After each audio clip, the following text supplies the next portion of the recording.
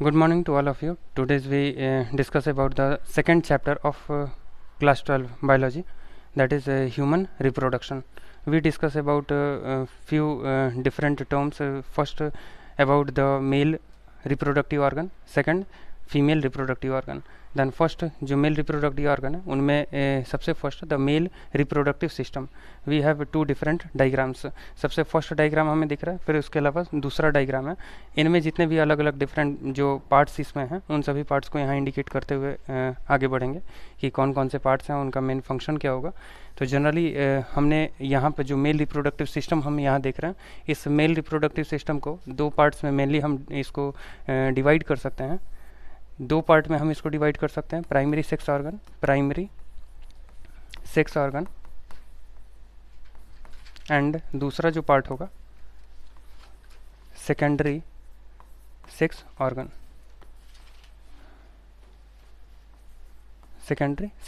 यानी दो पार्ट में हमने मीन्स अगर मेल हम रिप्रोडक्टिव सिस्टम पढ़ रहे हैं, इसके अलावा फीमेल रिप्रोडक्टिव सिस्टम पढ़ रहे हैं, तो दोनों जो सिस्टम्स होंगे उनको दो अलग अलग पार्ट्स में हम डिवाइड करके पढ़ सकते हैं.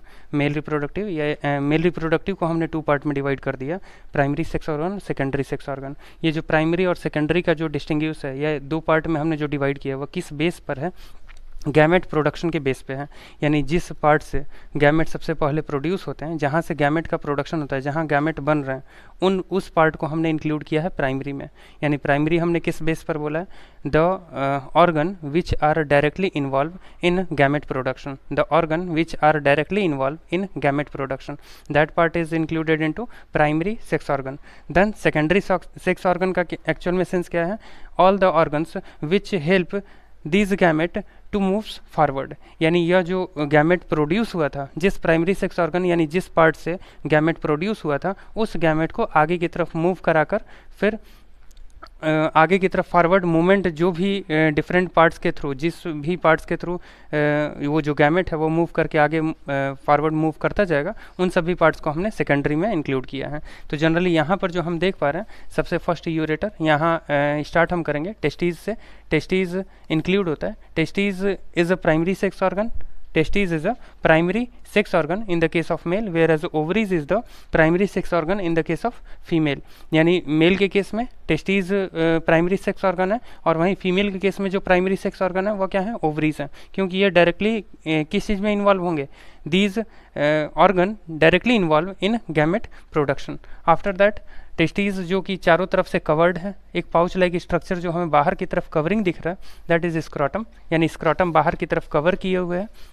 देन इसके बाद ये जो हमारे पास टेस्टीज़ है, उस टेस्टीज़ के बाद अंदर की तरफ ही कुछ वेसल्स भी हैं. यहाँ पर ये जो पार्ट दिख रहा है ये एपिडिडाइमिस का पार्ट हो गया. देन ऊपर की तरफ ये जो हमारे पास होगा ये वास डिफरेंट होगा. ये जो ऊपर की तरफ एक टिब्यूलर स्ट्रक्चर जो ऊपर की तरफ गया है, ये वास डिफरेंट है. देन इसके बाद बल्बोयूरेथ्रल ग्लैंड प्रेजेंट होंगे, सेमिनल वेसिकल होगा एंड प्रोस्टेट ग्लैंड्स होंगे, एंड देन ये फाइनली यूरेथ्रा. तो ये अलग अलग जितने भी पार्ट्स हैं, एक्सटर्नल जेनेटेलिया यानी बाहर से देखने पे जो विजिबल हो रहे हैं, उन विजिबल पार्ट्स में हमें क्लियर तरीके से ये चीज़ें ऑब्जर्व हो रही हैं. यानी सबसे फर्स्ट जो प्राइमरी सेक्स ऑर्गन है वो टेस्टीज हो गया, जो कि चारों तरफ से किससे सराउंडेड है? स्क्रॉटम से. यहाँ पर कुछ ग्लैंड्स भी हैं. तो जनरली जितने भी ये पार्ट्स हैं, सबसे फर्स्ट इन सभी को इंडिकेट कर देते हैं. यहाँ पर हमारे पास वास डिफरेंट जो कि एपिडिडाइमिस से ऊपर की तरफ ये डायरेक्टली गया है. देन प्रोस्टेट ग्लैंड यहाँ पर प्रेजेंट होगा. देन पेनिस जो जिसके अंदर क्या प्रेजेंट है? यूरेथ्रा प्रेजेंट है. Glans penis, tip of penis is called as a glans penis, and foreskin which covered the penis. यानी पेनिस को जो कवर्ड करते हुए स्किन है उसे हम क्या कहते हैं? फोर स्किन कहते हैं. तो एक सिंपल डायग्राम हमें दिख रहा है. देन अब जो मेल रिप्रोडक्टिव सिस्टम में कुछ स्टेटमेंट्स दिए हैं. सबसे फर्स्ट है it is located in pelvic region. यानी यह जो पूरा जो मेल रिप्रोडक्टिव सिस्टम है वह किस रीजन में प्रेजेंट है? ये पेल्विक रीजन. यानी यह नीचे की तरफ का जो रीजन होगा ये पूरा रीजन है, इसे हम क्या कहते हैं? पेल्विक रीजन कहते हैं. And then male reproductive system include कौन कौन सी चीज़ों को इंक्लूड करता है? फर्स्ट जो इंपॉर्टेंट पॉइंट है जिसको कि हमने क्या कहा है? प्राइमरी सेक्स ऑर्गन का है, इसको हम क्या इंडिकेट कर सकते हैं? Pair of testes. दो अलग अलग वर्ड यूज़ किया जाता है. एक टेस्टीज वर्ड लिख रहे हैं, दूसरा टेस्टीज. दोनों को टेस्टीज ही प्रोनाउंसिएट करेंगे, लेकिन दोनों में डिफरेंसेस क्या हैं? अगर हमने मतलब प्लूरल की कंडीशन में हम टी ई एस यूज़ करते हैं, टेस्टीज वर्ड यूज़ करते हैं, ये प्लूरल फॉर्म है। और वहीं अगर एक सिंगल टेस्टीज का अगर व्यू देना होगा तो उसकी स्पेलिंग को हम क्या यूज़ करेंगे, उसके स्पेलिंग में हम क्या यूज़ करेंगे, TESTIS, ये सिंगुलर फॉर्म हो गया। और इसके अलावा जो दूसरा है वो प्लूरल फॉर्म है, केवल सिंगुलर और प्लूरल का फॉर्म ये अलग अलग होगा, उसी के बेसिस पर ये स्पेलिंग्स में थोड़ा सा चेंज दिख रहा है। तो जनरली टेस्टीज के पेयर प्रेजेंट है, then accessory duct, then accessory gland, and fourth part is external genitalia. जो एसेसरी डक्ट्स हैं, एसेसरी डक्ट्स का मतलब है कि जितने भी डक्ट इसके बाद प्रेजेंट है, यानी जनरली टेस्टीज़ के बाद पेयर ऑफ टेस्टीज़ हमने सबसे पहले देख लिया कि पेयर ऑफ टेस्टीज़, उसके बाद कुछ और पार्ट्स हैं, उन पार्ट्स को यहाँ फिर से मैं इंडिकेट कर दे रहा हूँ कि यहाँ जो अलग पार्ट्स हैं, यानी दूसरे में हमने क्या इंक्लूड किया है, एसेसरी डक्ट। तो एसेसरी डक्ट हम किसके लिए कह रहे हैं, टेस्टीज़ के अलावा एपिडिडाइमिस हो गया, इसके अलावा ये दूसरा जो वास डिफरेंट है, वास डिफरेंट को हमने इंक्लूड कर लिया, देन यूरेथ्रा, ये एसेसरी डक्ट हो गए। यहाँ एपिडिडाइमिस, वास डिफरेंट एंड देन यूरेथ्रा, ये क्या हो गए, ये हमारे पास एसेसरी डक्ट हो गए। देन एसेसरी हमारे पास जो ग्लैंड होंगे वो ग्लैंड में 3 अलग अलग ग्लैंड्स इंक्लूड करेंगे। सबसे फर्स्ट हमारे पास ग्लैंड है प्रोस्टेट ग्लैंड है, इसके अलावा बल्बो यूरेथ्रल ग्लैंड होगा, और एक और हमारे पास ग्लैंड है ये seminal vesicle. These are the 3 different gland which present in male reproductive system. यानी मेल रिप्रोडक्टिव सिस्टम में 3 मेन ग्लैंड्स प्रेजेंट है। कौन कौन से ग्लैंड है, फिर से मैं रिपीट कर दे रहा हूँ। सबसे फर्स्ट सेमिनल वेसिकल है, दूसरा प्रोस्टेट ग्लैंड है। तो सेमिनल वेसिकल ऊपर की तरफ ये लोब लाइक स्ट्रक्चर दिख रहा है, इसे हम क्या कहते हैं, ऊपर की तरफ एकदम टिप पर जो प्रेजेंट है वह क्या है, सेमिनल वेसिकल है। उसके जस्ट नीचे की तरफ जो ये थोड़ा सा स्वेल्ड पार्ट दिख रहा है, ये फूला हुआ भाग दिख रहा है, ये क्या है, ये प्रोस्टेट ग्लैंड है। ये जो फूला हुआ पिंक कलर का जो दिख रहा है ये क्या है, प्रोस्टेट ग्लैंड है। इसके अलावा जस्ट नीचे की तरफ मटर के दाने की तरह ये छोटा सा स्ट्रक्चर दिखाई दे रहा है, ये एक्चुअल में क्या है, bulbourethral gland, which is also be called as a Cowper's gland. इसी को हम क्या कहते हैं, काउपर्स ग्लैंड भी कहते हैं। यानी इसे हम क्या कहेंगे, काउपर्स ग्लैंड कहेंगे, बल्बो यूरेथ्रल ग्लैंड को ही। तो 3 मेन ग्लैंड्स प्रेजेंट है, जिसे कि एसेसरी डक्ट कह रहे हैं। Then external genitalia, external view of the external view, external यानी एक्सटर्नल जेनेटेलिया में मेनली क्या इंक्लूड हो जाएंगे, जो हमारे पास स्क्रॉटम रीजन है, स्क्रॉटम एंड देन पेनिस, ये किस में इंक्लूड हो रहे हैं, एक्सटर्नल जेनेटेलिया में। एक्सटर्नल जेनेटेलिया का एक्चुअल में यही बस सेंस है कि एक्सटर्नल जो व्यू होगा, एक्सटर्नल व्यू से हमें कौन कौन से ऑर्गन मतलब रिप्रेजेंट हो रहे हैं, कौन कौन से ऑर्गन हमें एक्सटर्नली यानी बाहर की तरफ से दिखाई दे रहे हैं, उन सभी पार्ट को हम क्या कहेंगे, एक्सटर्नल जेनेटेलिया में इंक्लूड करेंगे। अब इंटरनल को ये डाइसेक्शन दिया हुआ है, लॉन्गिट्यूडनल सेक्शन एक यहाँ पर दिखाया हुआ है टेस्टीज़ का एक लॉन्गिट्यूडनल सेक्शन है। ये चीज़ें यहाँ पर हमने क्लियर किया है कि इस डायग्राम में कौन कौन से डिफरेंट पार्ट्स प्रेजेंट है, और 4 यहाँ पर अलग अलग पार्ट्स बताए गए हैं, टेस्टीज़ यानी pair of testes, then accessory duct, next है एसेसरी ग्लैंड, और फोर्थ एक्सटर्नल जेनेटेलिया। अब नेक्स्ट जो हमारे पास पार्ट होगा वह क्या होगा, ये सेकंड जो फिगर है हमारे पास, ये आपके एनसीईआरटी में गिवन है। दोनों जो हमारे पास डायग्राम है ये दोनों एनसीईआरटी की बुक से ही लिए गए हैं। तो सबसे ये जो फर्स्ट डायग्राम था वो एक्सटर्नल व्यू था। इंटरनल डाइसेक्शन हम देख रहे हैं, डाइसेक्शन मतलब लॉन्गिट्यूडनल सेक्शन है, जहाँ पर कि अंदर के जो इसमें सेगमेंट्स हैं, अंदर के सेगमेंट्स को भी यहाँ रिप्रेजेंट किया गया है। अब एक टेस्टीज़ में हम देख रहे हैं कि टेस्टीज़ में कंपार्टमेंट बने होते हैं। एक टेस्टीज़ का हम यहाँ पर डायग्राम बना लेते हैं। ये जो टेस्टीज़ प्रेजेंट है, इस टेस्टीज़ में इस टाइप से कंपार्टमेंट प्रेजेंट हो गया। ये छोटे छोटे कंपार्टमेंट है। ये जितने भी कंपार्टमेंट हैं, इन कंपार्टमेंट को हम क्या कहते हैं, टेस्टिकुलर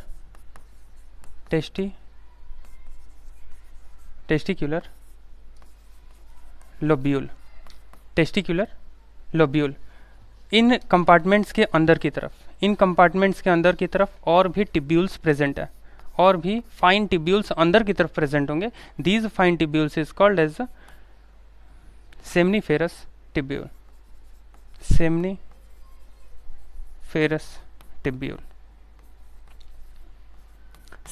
टिब्यूल। अब यहाँ पर ये जो इंडिकेटेड है टेस्टिकुलर लोब्यूल, ये कंपार्टमेंट के लिए कहा जा रहा है। ये जितने भी कंपार्टमेंट होंगे, these compartment is called as a testicular lobule.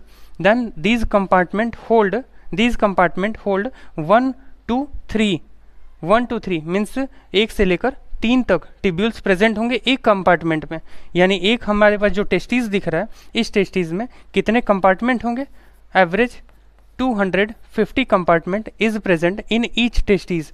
एक टेस्टीज में कितने कंपार्टमेंट होंगे, 250 तक कंपार्टमेंट मैक्सिममली हमें देखने को मिलते हैं। एक टेस्टिस में कितने कंपार्टमेंट हो सकते हैं? 250 कंपार्टमेंट होंगे। This compartment is called as testicular lobule. This compartment is called as testicular lobule and each compartment hold the 1 to 3 tubules. These tubules is called as seminiferous tubule. यानी जितने भी compartment है, हर compartment में एक भी हो सकता है और ये भी पॉसिबल है 2 या 3 तक हो सकते हैं। मैक्सिमम कितना हो सकते हैं? 3। यानी जितने भी कंपार्टमेंट हैं उन कंपार्टमेंट में क्या प्रेजेंट होगा? टिब्यूल्स प्रेजेंट होंगे। कौन से टिब्यूल्स हैं? इन टिब्यूल्स को हम क्या कहते हैं? Seminiferous tubules. This tubules is called as seminiferous tubules. तो ये टिब्यूल्स कहाँ पर प्रेजेंट है? हर कंपार्टमेंट में।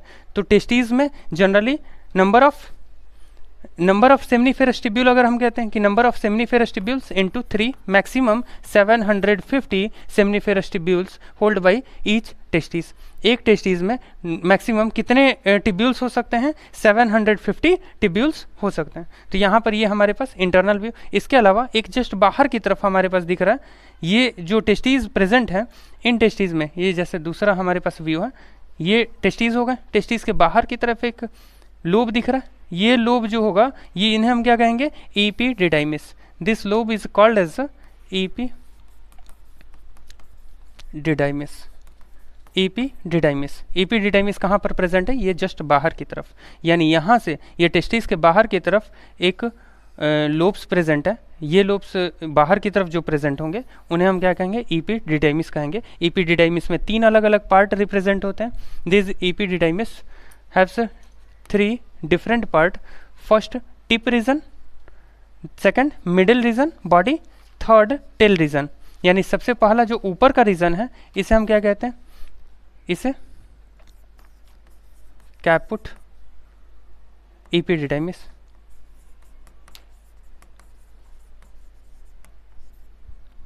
कॉर्पस दूसरा जो बॉडी वाला रीजन है इसे हम क्या कहेंगे? Corpus epididymis.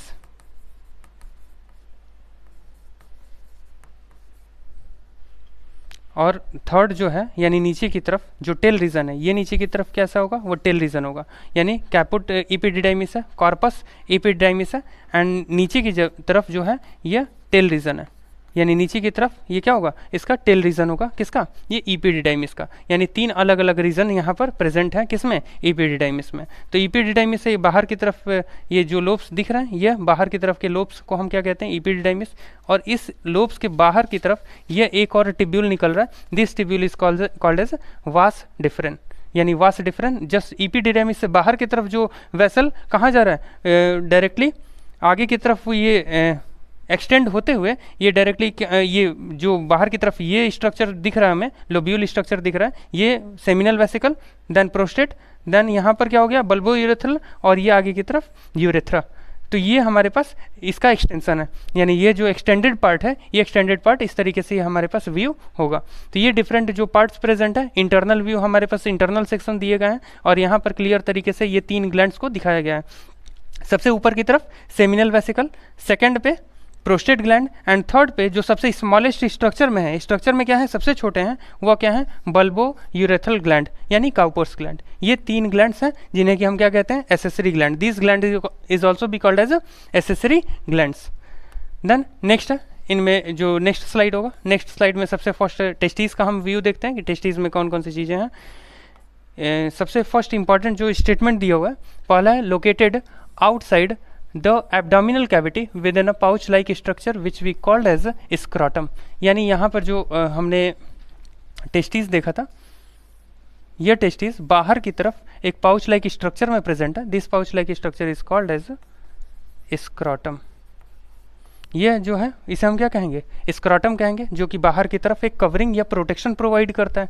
Then next, scrotum का एक्चुअल में फंक्शन क्या है? It provide the low temperature, it provide the low temperature to the testes for the healthy sperm production because sperms are highly sensitive for high temperature। और highly sensitive for body temperature. Body temperature generally है होता कितना है 37 degree Celsius. Body temperature कितना है 37 degree Celsius है। तो अगर 37 डिग्री सेल्सियस भी अगर उनको मिलेगा स्पर्म्स के प्रोडक्शन में, अगर 37 डिग्री सेल्सियस भी होगा तो स्पर्म्स मरना शुरू हो जाएंगे। तब उस केस में क्या है, जो बाहर की तरफ स्क्रोटम रीजन है, हमारे बॉडी से बाहर की तरफ ये टेस्टिस लोकेटेड क्यों है, इसका रीज़न है कि हमारे बॉडी में अगर होते हैं तो हेल्दी स्पर्म प्रोडक्शन पॉसिबल नहीं था, इस वजह से हमारे बॉडी से वो बाहर लोकेटेड है। तो वह जो टेस्टिस होगा वह क्या करता है 2 to 2.5 degree Celsius it provide lower temperature comparatively of our body. हमारे बॉडी का जो टेम्परेचर है उससे 2 से 2.5 डिग्री सेल्सियस वो टेम्परेचर को मिनिमाइज करता है। यानी टेम्परेचर कितना होगा एवरेज 34.5 to 35 डिग्री सेल्सियस। यानी जनरली जो टेस्टिस का टेम्परेचर होगा वह कितना होगा 35 टू मीन्स 34.5 to 35, यानी 2 से 2.5 डिग्री सेल्सियस टेम्परेचर क्या करेगा मिनिमाइज करेगा। हमारे बॉडी की जो टेम्परेचर है उस बॉडी टेम्परेचर से 2 से 2.5 डिग्री सेल्सियस कम होता है, और उस टेम्परेचर पे ही हेल्दी स्पर्म प्रोडक्शन पॉसिबल है। अगर उससे ज़्यादा अगर टेम्परेचर बढ़ जाता है देन स्पर्म काउंट डाउन हो जाएगा, यानी स्पर्म काउंट कम होना शुरू हो जाता है। इसका रीज़न है कि इसका रीज़न एक्चुअल में ये है कि स्पर्म्स जो है वह किसके लिए सेंसिटिव है, sperms are sensitive for heat, यानी स्पर्म्स किसके लिए सेंसिटिव है, हीट के लिए सेंसिटिव होते हैं। Then next, each testis is about 4 to 5 centimetre length and 2 to 3 centimetre width. अब इनका जो मेजरमेंट है डायमेंशन वैसे पूछा नहीं जाता, लेकिन एनसीईआरटी में आपके दिया हुआ है कि इसका जो लेंथ होगा, लेंथ यानी इसका अगर हम लेंथ देखते हैं तो लेंथ कितना होगा 4 to 5 सेंटीमीटर होगा, और जो विड्थ होगा वो विड्थ कितना होगा 2 to 3 सेंटीमीटर इसका विड्थ होगा। यानी एक टेस्टिस का जो विड्थ है वो कितना है 2 से 3 सेंटीमीटर, और इसका लेंथ कितना होगा 4 से 5 सेंटीमीटर इसका लेंथ होता है। ठीक है, तो ये हमारे पास डायमेंशन है 4 to 5 centimetre is the length of each testis, where as 2 to 3 centimetre is the width of the testis. यानी टेस्टिस का जो विड्थ है वह कितना होगा 2 to 3 सेंटीमीटर होगा। नेक्स्ट है जो अभी से प्रीवियस में हमने डिस्कस किया था, each testis has about 250 compartment called testicular lobule.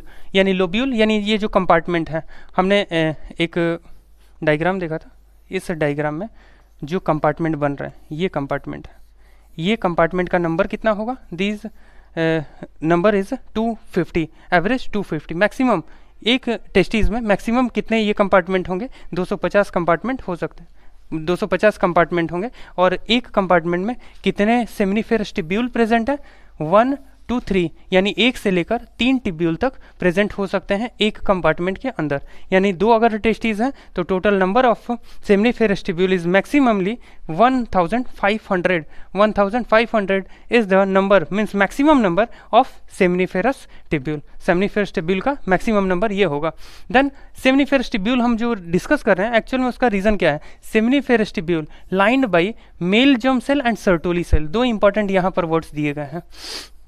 अब हम जो ट्यूब्यूल हम देख रहे हैं, ये ट्यूब्यूल अंदर की तरफ ये जो ट्यूब्यूल है, ये ट्यूब्यूल किससे बने हैं 2 अलग अलग टाइप के सेल से बने हैं। उन सेल का नाम क्या है, सबसे पहले सेल का नाम है मेल जर्म सेल, दूसरे सेल का नाम है Sertoli cell.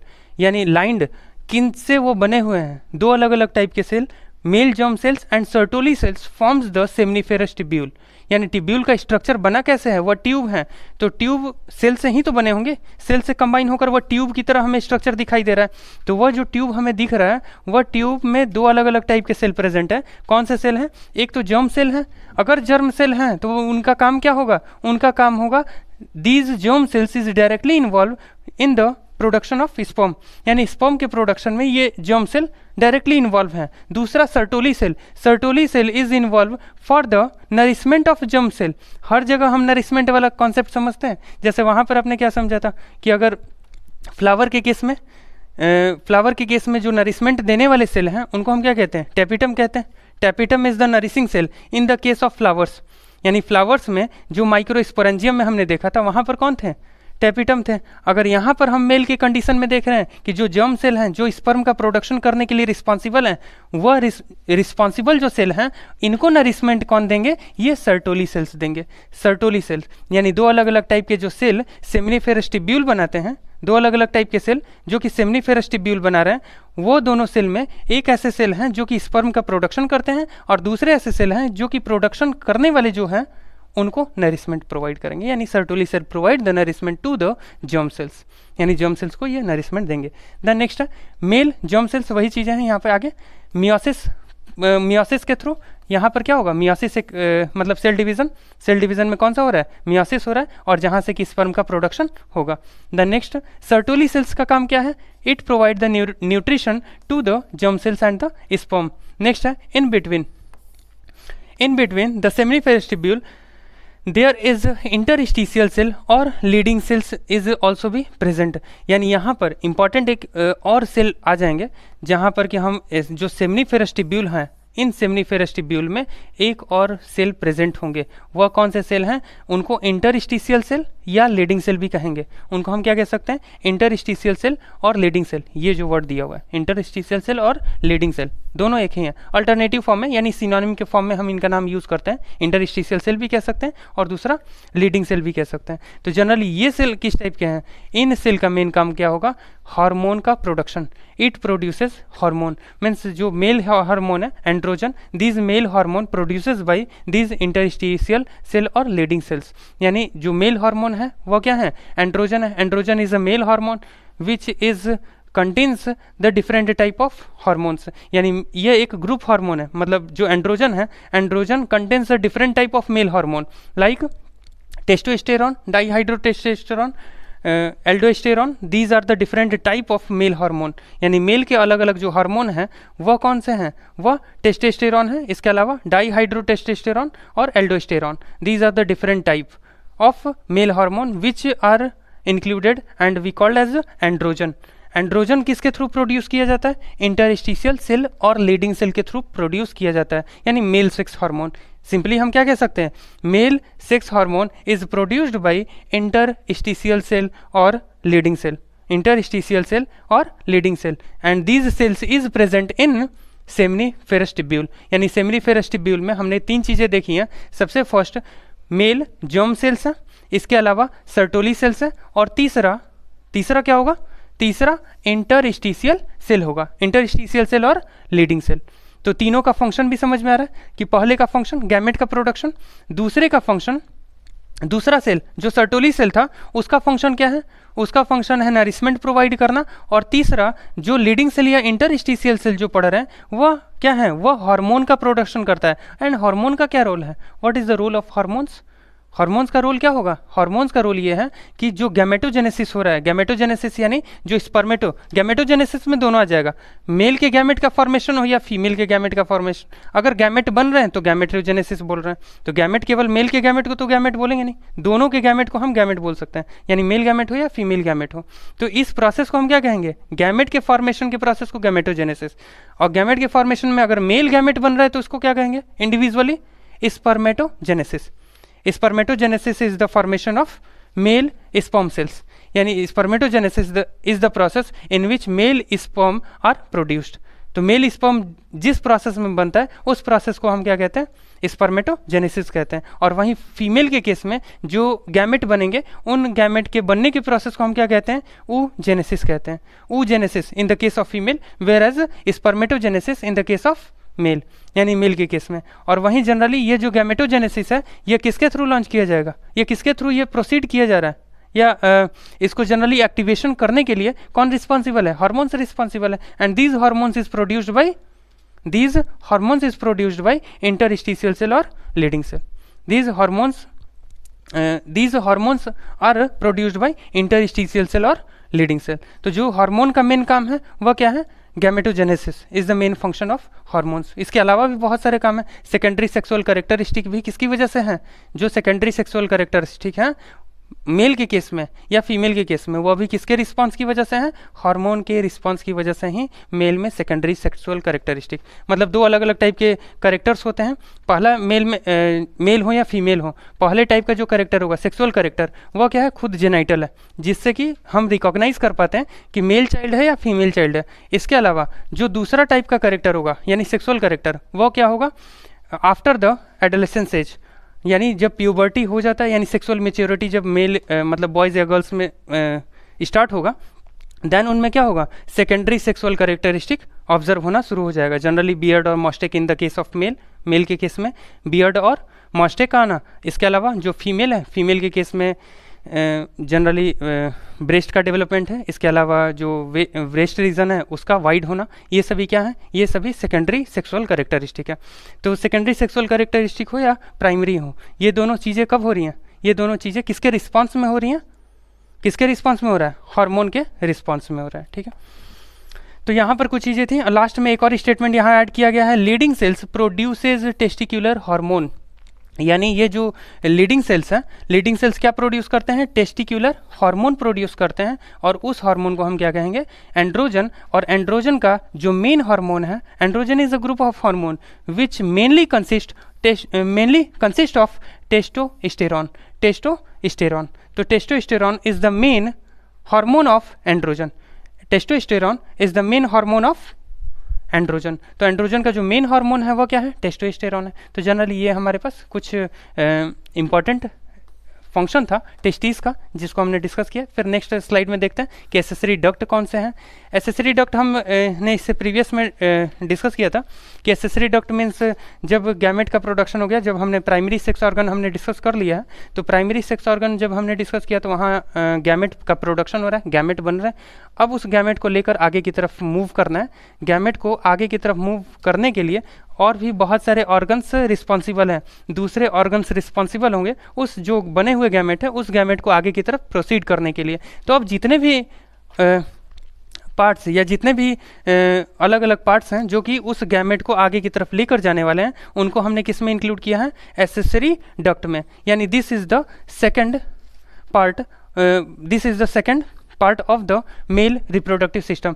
Mail reproductive system में हमने सबसे फर्स्ट पेयर ऑफ टेस्टीज देखा था, जहाँ टेस्टीज का हमने इंटरनल व्यू भी देख लिया कि इंटरनल व्यू के किस टाइप का है, उसमें कौन कौन सी चीज़ें इंपॉर्टेंट है और उसका मेन फंक्शन क्या है, कौन से सेल प्रेजेंट है सेमिनिफेरस ट्यूब्यूल में, इनके बारे में हमने डिस्कस किया। देन नेक्स्ट जो हमारे पास होगा वो नेक्स्ट क्या है, एसेसरी डक्ट।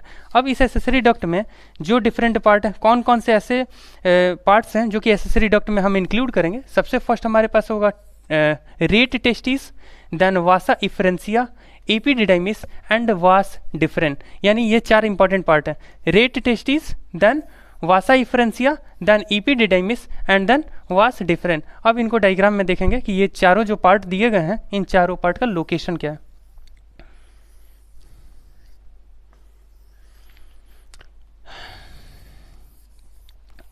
ये एक टेस्टिस का डायग्राम हो गया जहां हमने कंपार्टमेंट दिखा दिया। ये सेमिनिफेरस ट्यूब्यूल है। जो सेमिनिफेरस ट्यूब्यूल हमें दिख रहे हैं इनका नंबर क्या होगा, 1 या 3 तक हो सकता है। अब ये जितने ट्यूब्यूल्स हैं, ये ट्यूब्यूल बाहर की तरफ आएंगे और बाहर की तरफ आने के बाद एक ही जगह सबको कलेक्ट होना है। जितने भी बाहर की तरफ आ रहे हैं ये ट्यूब्यूल्स, 250 कंपार्टमेंट ऐसे समझाए, उतना प्लेस हमारे पास है नहीं जहाँ पर कि हम 250 इंडिकेट कर पाएँ। तो ये एक हमारे पास जनरल व्यू हम देख सकते हैं कि जितने भी कंपार्टमेंट हैं, सभी कंपार्टमेंट में से ये ट्यूब्यूल्स बाहर की तरफ निकलना शुरू करेंगे। तो जो हमारे पास ये ट्यूब्यूल बाहर निकल रहे हैं और बाहर निकल कर एक कैविटी की तरफ बना देंगे, एक ही जगह मर्ज होंगे। ये जितने भी ट्यूब्यूल्स हैं, ट्यूब्यूल एक जगह मर्ज होकर एक कैविटी की तरफ बना देंगे, खाली जगह की तरफ बना देंगे। इसे हम क्या कहेंगे, रेट टेस्टिस कहेंगे। इसे हम क्या कहेंगे, रेट टेस्टिस कहेंगे। रेट टेस्टिस क्या है, the cavity which is formed after the seminiferous tubule, after the seminiferous tubule. Seminiferous tubule के बाद जो एक कैविटी बन रहा है उस कैविटी को क्या कहते हैं, रेट टेस्टिस कहते हैं। And these rete testis forms the vasa efferentia. Vasa efferentia इसके बाद होगा, यानी ये जो कैविटीज़ बनी हैं, अब ये कैविटीज़ क्या करेंगे, कैविटीज़ अब स्ट्रेट हो जाएंगी और स्ट्रेट होकर यहाँ पर क्या था, यहाँ पर इरेगुलर था। यानी यहाँ पर जितने भी रेट टेस्टिस थे, रेट टेस्टिस में जितने भी वेसल थे वह इरेगुलर थे, एक दूसरे में उलझे हुए टाइप के दिखाई दे रहे थे और इस वजह से वो कैविटी की तरह दिखाई दे रहा है। और यहाँ पर जो वासा इफ्रेंसिया होगा, यहाँ पर क्या होगा, स्ट्रेट फॉर्म और merge form of rete testis is called as vasa efferentia. यानी यहाँ पर बहुत सारे ट्यूब्यूल आ गए, बहुत सारे सेमिनिफेरस ट्यूब्यूल आ गए, तो यहाँ पर क्या होगा, उलझा एक स्ट्रक्चर दिखाई देगा क्योंकि बहुत सारे ट्यूब्यूल आ रहे हैं। तो उस स्ट्रक्चर को हम क्या कह रहे हैं, रेट टेस्टिस कह रहे हैं। इसके आगे की तरफ अब ये क्या हो जाएंगे, लीनियर हो जाएंगे। कुछ ट्यूब्यूल एक दूसरे से मर्ज होकर एक मेन वेसल बना देंगे, एक एक मेन वेसल बनाएंगे। यानी अब यहाँ पर क्या होगा, स्ट्रेट लाइन्स आ जाएंगी, कुछ स्ट्रेट लाइन्स। यहाँ पर तो कैविटी था लेकिन इसके बाद कुछ स्ट्रेट लाइन्स होंगी। जो स्ट्रेट लाइन्स अब इसके बाद दिख रही हैं यानी सबसे फर्स्ट सेमनीफेरस ट्यूब्यूल के बाद क्या आ रहा है, रेट टेस्टिस आ रहा है, रेट टेस्टिस के बाद vasa efferentia, and vasa efferentia lead to the formation of epididymis. यानी ये जो हम बार बार स्ट्रक्चर बना रहे हैं बाहर की तरफ, ये क्या है, इपीडिडाइमिस है। This structure is called as epididymis. तो 3 इपीडिडाइमिस का हमने पार्ट भी देखा था, कॉर्पस ऊपर की तरफ, कॉर्पस इपीडिडाइमिस जो बीच वाला बॉडी वाला पार्ट है, ये पूरा बॉडी जो बॉडी दिख रहा है इसको हम क्या कहते हैं, कॉर्पस। देन सॉरी ये कैपुट हो गया, कैपुट, कैपुट दूसरा कॉर्पस, और तीसरा नीचे की तरफ वाला जो पार्ट है कॉर्डा, यानी जो कि टेल रीजन है, इसको हम क्या कह देंगे, कॉर्डा कह देंगे, यानी टेल रीजन। यानी 3 अलग अलग पार्ट है। इपीडिडाइमिस को हमने 3 पार्ट में बांट दिया, caput, corpus and chorda. Chorda किसको कहते हैं, कैपुट यानी कैप से याद रख सकते हैं, कैप यानी जो हेड पे होगा, एकदम ऊपर की तरफ टिप पे होगा। इपीडिडाइमिस का सबसे ऊपर वाला रीजन कैपुट होगा, जो बीच वाला रीजन है यानी वो उसको हम क्या कहते हैं, कॉर्पस को बॉडी कहते हैं। कॉर्पस का मीनिंग क्या है, बॉडी। तो पूरी बॉडी जो दिख रही है वह क्या होगा, वह कौन सा हो जाएगा, कॉर्पस हो जाएगा। यानी कॉर्पस क्या है, कॉर्पस इपीडिडाइमिस। और नीचे जो टेल वाला रीजन है, टेल को हम क्या कहते हैं, कॉर्डा कहते हैं, CAUDA, जो कि कॉर्डा रिप्रेजेंटेड है। यानी 3 अलग अलग पार्ट किस में है, इपीडिडाइमिस में है। तो जनरली हमने यहाँ पर सबसे पहला पार्ट रेट टेस्टिस डिस्कस किया। Rate testis formed after the seminiferous tubule. Seminiferous tubule के बाद जो यूनाइट होती हैं, जितने भी सेमनीफेरस ट्यूब्यूल हैं जो एक जगह यूनाइट होते हैं, उनको रेट टेस्टिस कहते हैं। यूनाइट होने के बाद फिर से वो फाइन वेसल्स में कन्वर्ट हो जाएंगे। These rete testis converted into fine vessels after rete testis, these are formed as vasa efferentia. We are considered as vasa efferentia. यानी शुरुआत में सेमनीफेरस ट्यूब्यूल, यहाँ बीच में ये बीच वाला जो सेंटर वाला पार्ट है, ये क्या हो जाएगा, ये हमारे पास ये बीच वाला जो होगा, बहुत सारे वेसल्स जो बीच में आ जा रहे हैं, एक जगह एक दूसरे से उलझे हुए दिखाई दे रहा है, यहाँ पर ये क्या हो जाएगा, रेट टेस्टिस हो जाएगा। फिर इसके बाद जो फाइन वेसल्स होंगे, इन फाइन वेसल्स को हम क्या कहेंगे, these are called as vasa efferentia, and vasa efferentia lead to the epididymis. Epididymis ये है, इपीडिडाइमिस बाहर की तरफ ही रिप्रेजेंट हो रहा है। कन्फ्यूजन कहाँ होता है, रेट टेस्टिस और वासा इफ्रेंसिया में। ये वास डिफरेंट है, ये बाहर की तरफ एकदम जो जा रहा है ये वास डिफरेंट है, और अंदर की तरफ है वो वासा इफ्रेंसिया है। कभी कभी सीक्वेंस भी पूछ दिया जाता है कि कौन से सीक्वेंसेस हैं, या अरेंज करने के लिए क्या दिया जाता है, कुछ वर्ड्स दे दिए गए, वासा इफ्रेंसिया दे दिया गया, रेट टेस्टिस दे दिया गया, वास डिफरेंट दे दिया गया, सभी का नाम लिख दिया गया और उनको एक लीनियर फॉर्म में अरेंज करना है। जैसे हमारे पास नाम दे दिया गया है, सेमनीफेरस ट्यूब्यूल दे दिया गया, वास डिफरेंट दूसरे पर दे दिया गया, यूरेथ्रा तीसरे पर दे दिया गया, रेट टेस्टिस चौथे पर, और 5वें पर वासा इफ्रेंसिया। ये 5 नाम दे दिए गए हैं, इनको सीक्वेंस में अरेंज करना है। तो सीक्वेंस क्या हो जाएगा, सबसे पहले क्या आ रहा है, सेमनीफेरस ट्यूब्यूल, दूसरे पे रेट टेस्टिस, तीसरे पे वासा इफ्रेंसिया, चौथे पे इपीडिडाइमिस, 5वें पे वास डिफरेंट, और 6वें पे लास्ट में यूरेथ्रा। ये एक सीक्वेंस हो गया। तो सीक्वेंस भी अरेंज करने के लिए आता है। तो यहाँ पर हमने सबसे फर्स्ट 4 अलग अलग पार्ट्स जो दिए हुए थे, यहाँ पे सबसे फर्स्ट रेट टेस्टिस, दूसरा वासा इफ्रेंसिया, तीसरा इपीडिडाइमिस, ये जो बाहर की तरफ है, और इपीडिडाइमिस से आगे जो एक्सटेंशन है, this extension is called as vas deferens. इसे हम क्या कहेंगे, वास different is the 4th tubule. ये सभी किसमें हैं, ये सभी इंक्लूड हो रहे हैं, एसेसरी डक्ट में ये सभी इंक्लूड होंगे। ठीक है, अब नेक्स्ट इसमें नेक्स्ट जो पॉइंट है, ये नेक्स्ट पॉइंट देखेंगे, सेमनीफेरस ट्यूब्यूल ओपन्स इनटू वासा इफ्रेंसिया। वही चीज़ें आगे बताई गई हैं, वासा इफ्रेंसिया में ओपन होते हैं, देन थ्रू रेट टेस्टिस, यानी रेट टेस्टिस से होते हुए वासा इफ्रेंसिया में कौन खुलेंगे, सेमनीफेरस ट्यूब्यूल। सेमनीफेरस ट्यूब्यूल सबसे पहले रेट टेस्टिस में, और रेट टेस्टिस के बाद वासा इफ्रेंसिया में खुलते हैं। Then the vasa efferentia leaves the testis. Vasa efferentia जो कि आखिरी में हमने देखा था, वह टेस्टिस को छोड़ता है। यानी कौन छोड़ेगा, वासा इफ्रेंसिया एंड है, vasa efferentia leaves the testis. यानी वासा इफ्रेंसिया क्या कर रहा है, टेस्टिस को लीव कर रहा है, और कहाँ ओपन हो रहा है, vasa efferentia open into epididymis. Vasa efferentia opens into epididymis. The epididymis lead to the vas different. epididymis आगे की तरफ से जाकर कहाँ इंक्लूड होगा, कहाँ जुड़ेगा, वास डिफरेंट में. यानी epididymis आगे की तरफ किससे जुड़ रहा है, वास डिफरेंट में जुड़ रहा है. And then that ascends to the abdomen through the inguinal canal and loops over the urinary bladder and generally वह bladder से होते हुए urinary bladder से होते हुए आगे की तरफ यूरेथ्रा को लीड करता है। यानी आगे की तरफ urinary bladder से होते हुए किसको लीड करेगा? यूरेथ्रा को। यानी एंड क्या है? यूरेथ्रा है, यानी यूरेथ्रा एंड पे होगा। Then finally vas deferens receive a duct from seminal vesicle and when seminal vesicle and opens into the urethra as the ejaculatory duct। ejaculatory duct का कहने का ये सेंस है कि ऐसा वेसल जो कि इजैकुलेशन के काम में आता है, यानी बाहर जो भी चीज़ें वहाँ पर प्रेजेंट है उस चीज़ को बाहर की तरफ थ्रोन आउट करने के काम में आता है, बाहर की तरफ रिलीज करने के लिए यूज़ किया जाता है। वो कौन सा टिब्यूल है? ऐसा टिब्यूल जो कि जो भी कंपोनेंट होंगे वह सीमेन हो, इसके अलावा यूरिन हो। यानी urethra is the common passage in the case of male. urethra is the common passage for the ejaculation of urine and semen। यानी सीमेन हो या इसके अलावा यूरिन हो, उन दोनों को पास करने के लिए मेल के केस में क्या होगा? एक कॉमन पासेज होगा। उस कॉमन पासेज को क्या कहते हैं?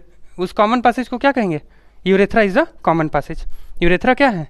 कॉमन पासेज है। इसी को क्या कहते हैं? इजैकुलेटरी डक्ट कहते हैं।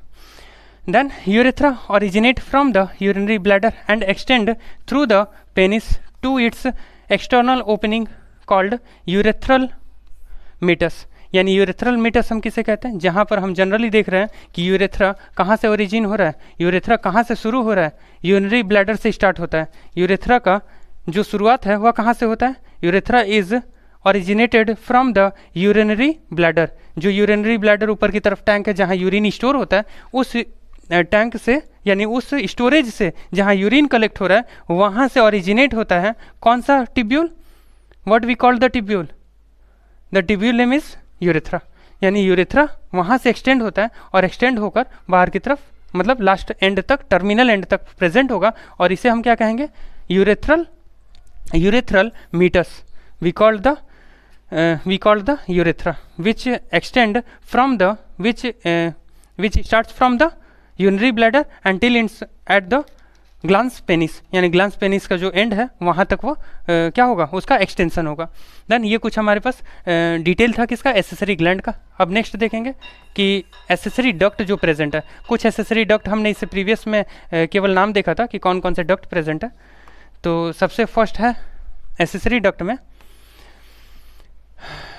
एसेसरी ग्लैंड जो हैं वो एसेसरी ग्लैंड एसेसरी डक्ट को इंक्लूड करते हैं। कौन कौन से डक्ट प्रेजेंट होंगे? Paired seminal vesicle. कौन सा सबसे पहला है? Seminal vesicle. देन दूसरा होगा prostate gland and third pair of bulbourethral gland.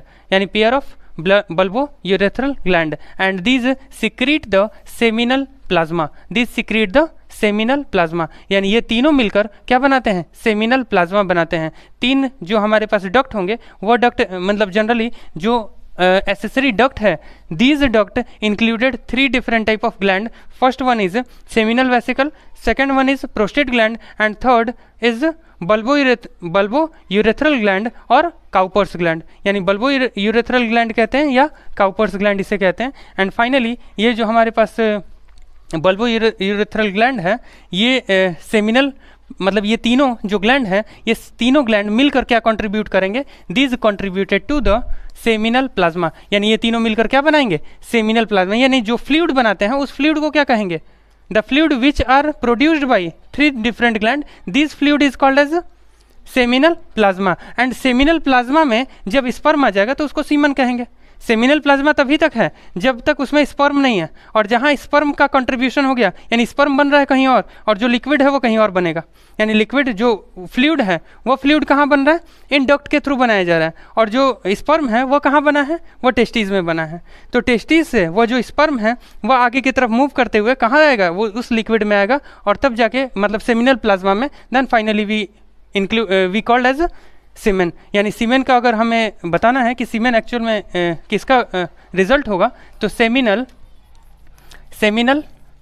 Plasma plus sperm, इसको हम क्या कह देंगे? सीमेन कह देंगे। यानी सीमेन जो स्ट्रक्चर है वह किसका कंट्रीब्यूशन है या किसको ऐड करके बन जाएगा?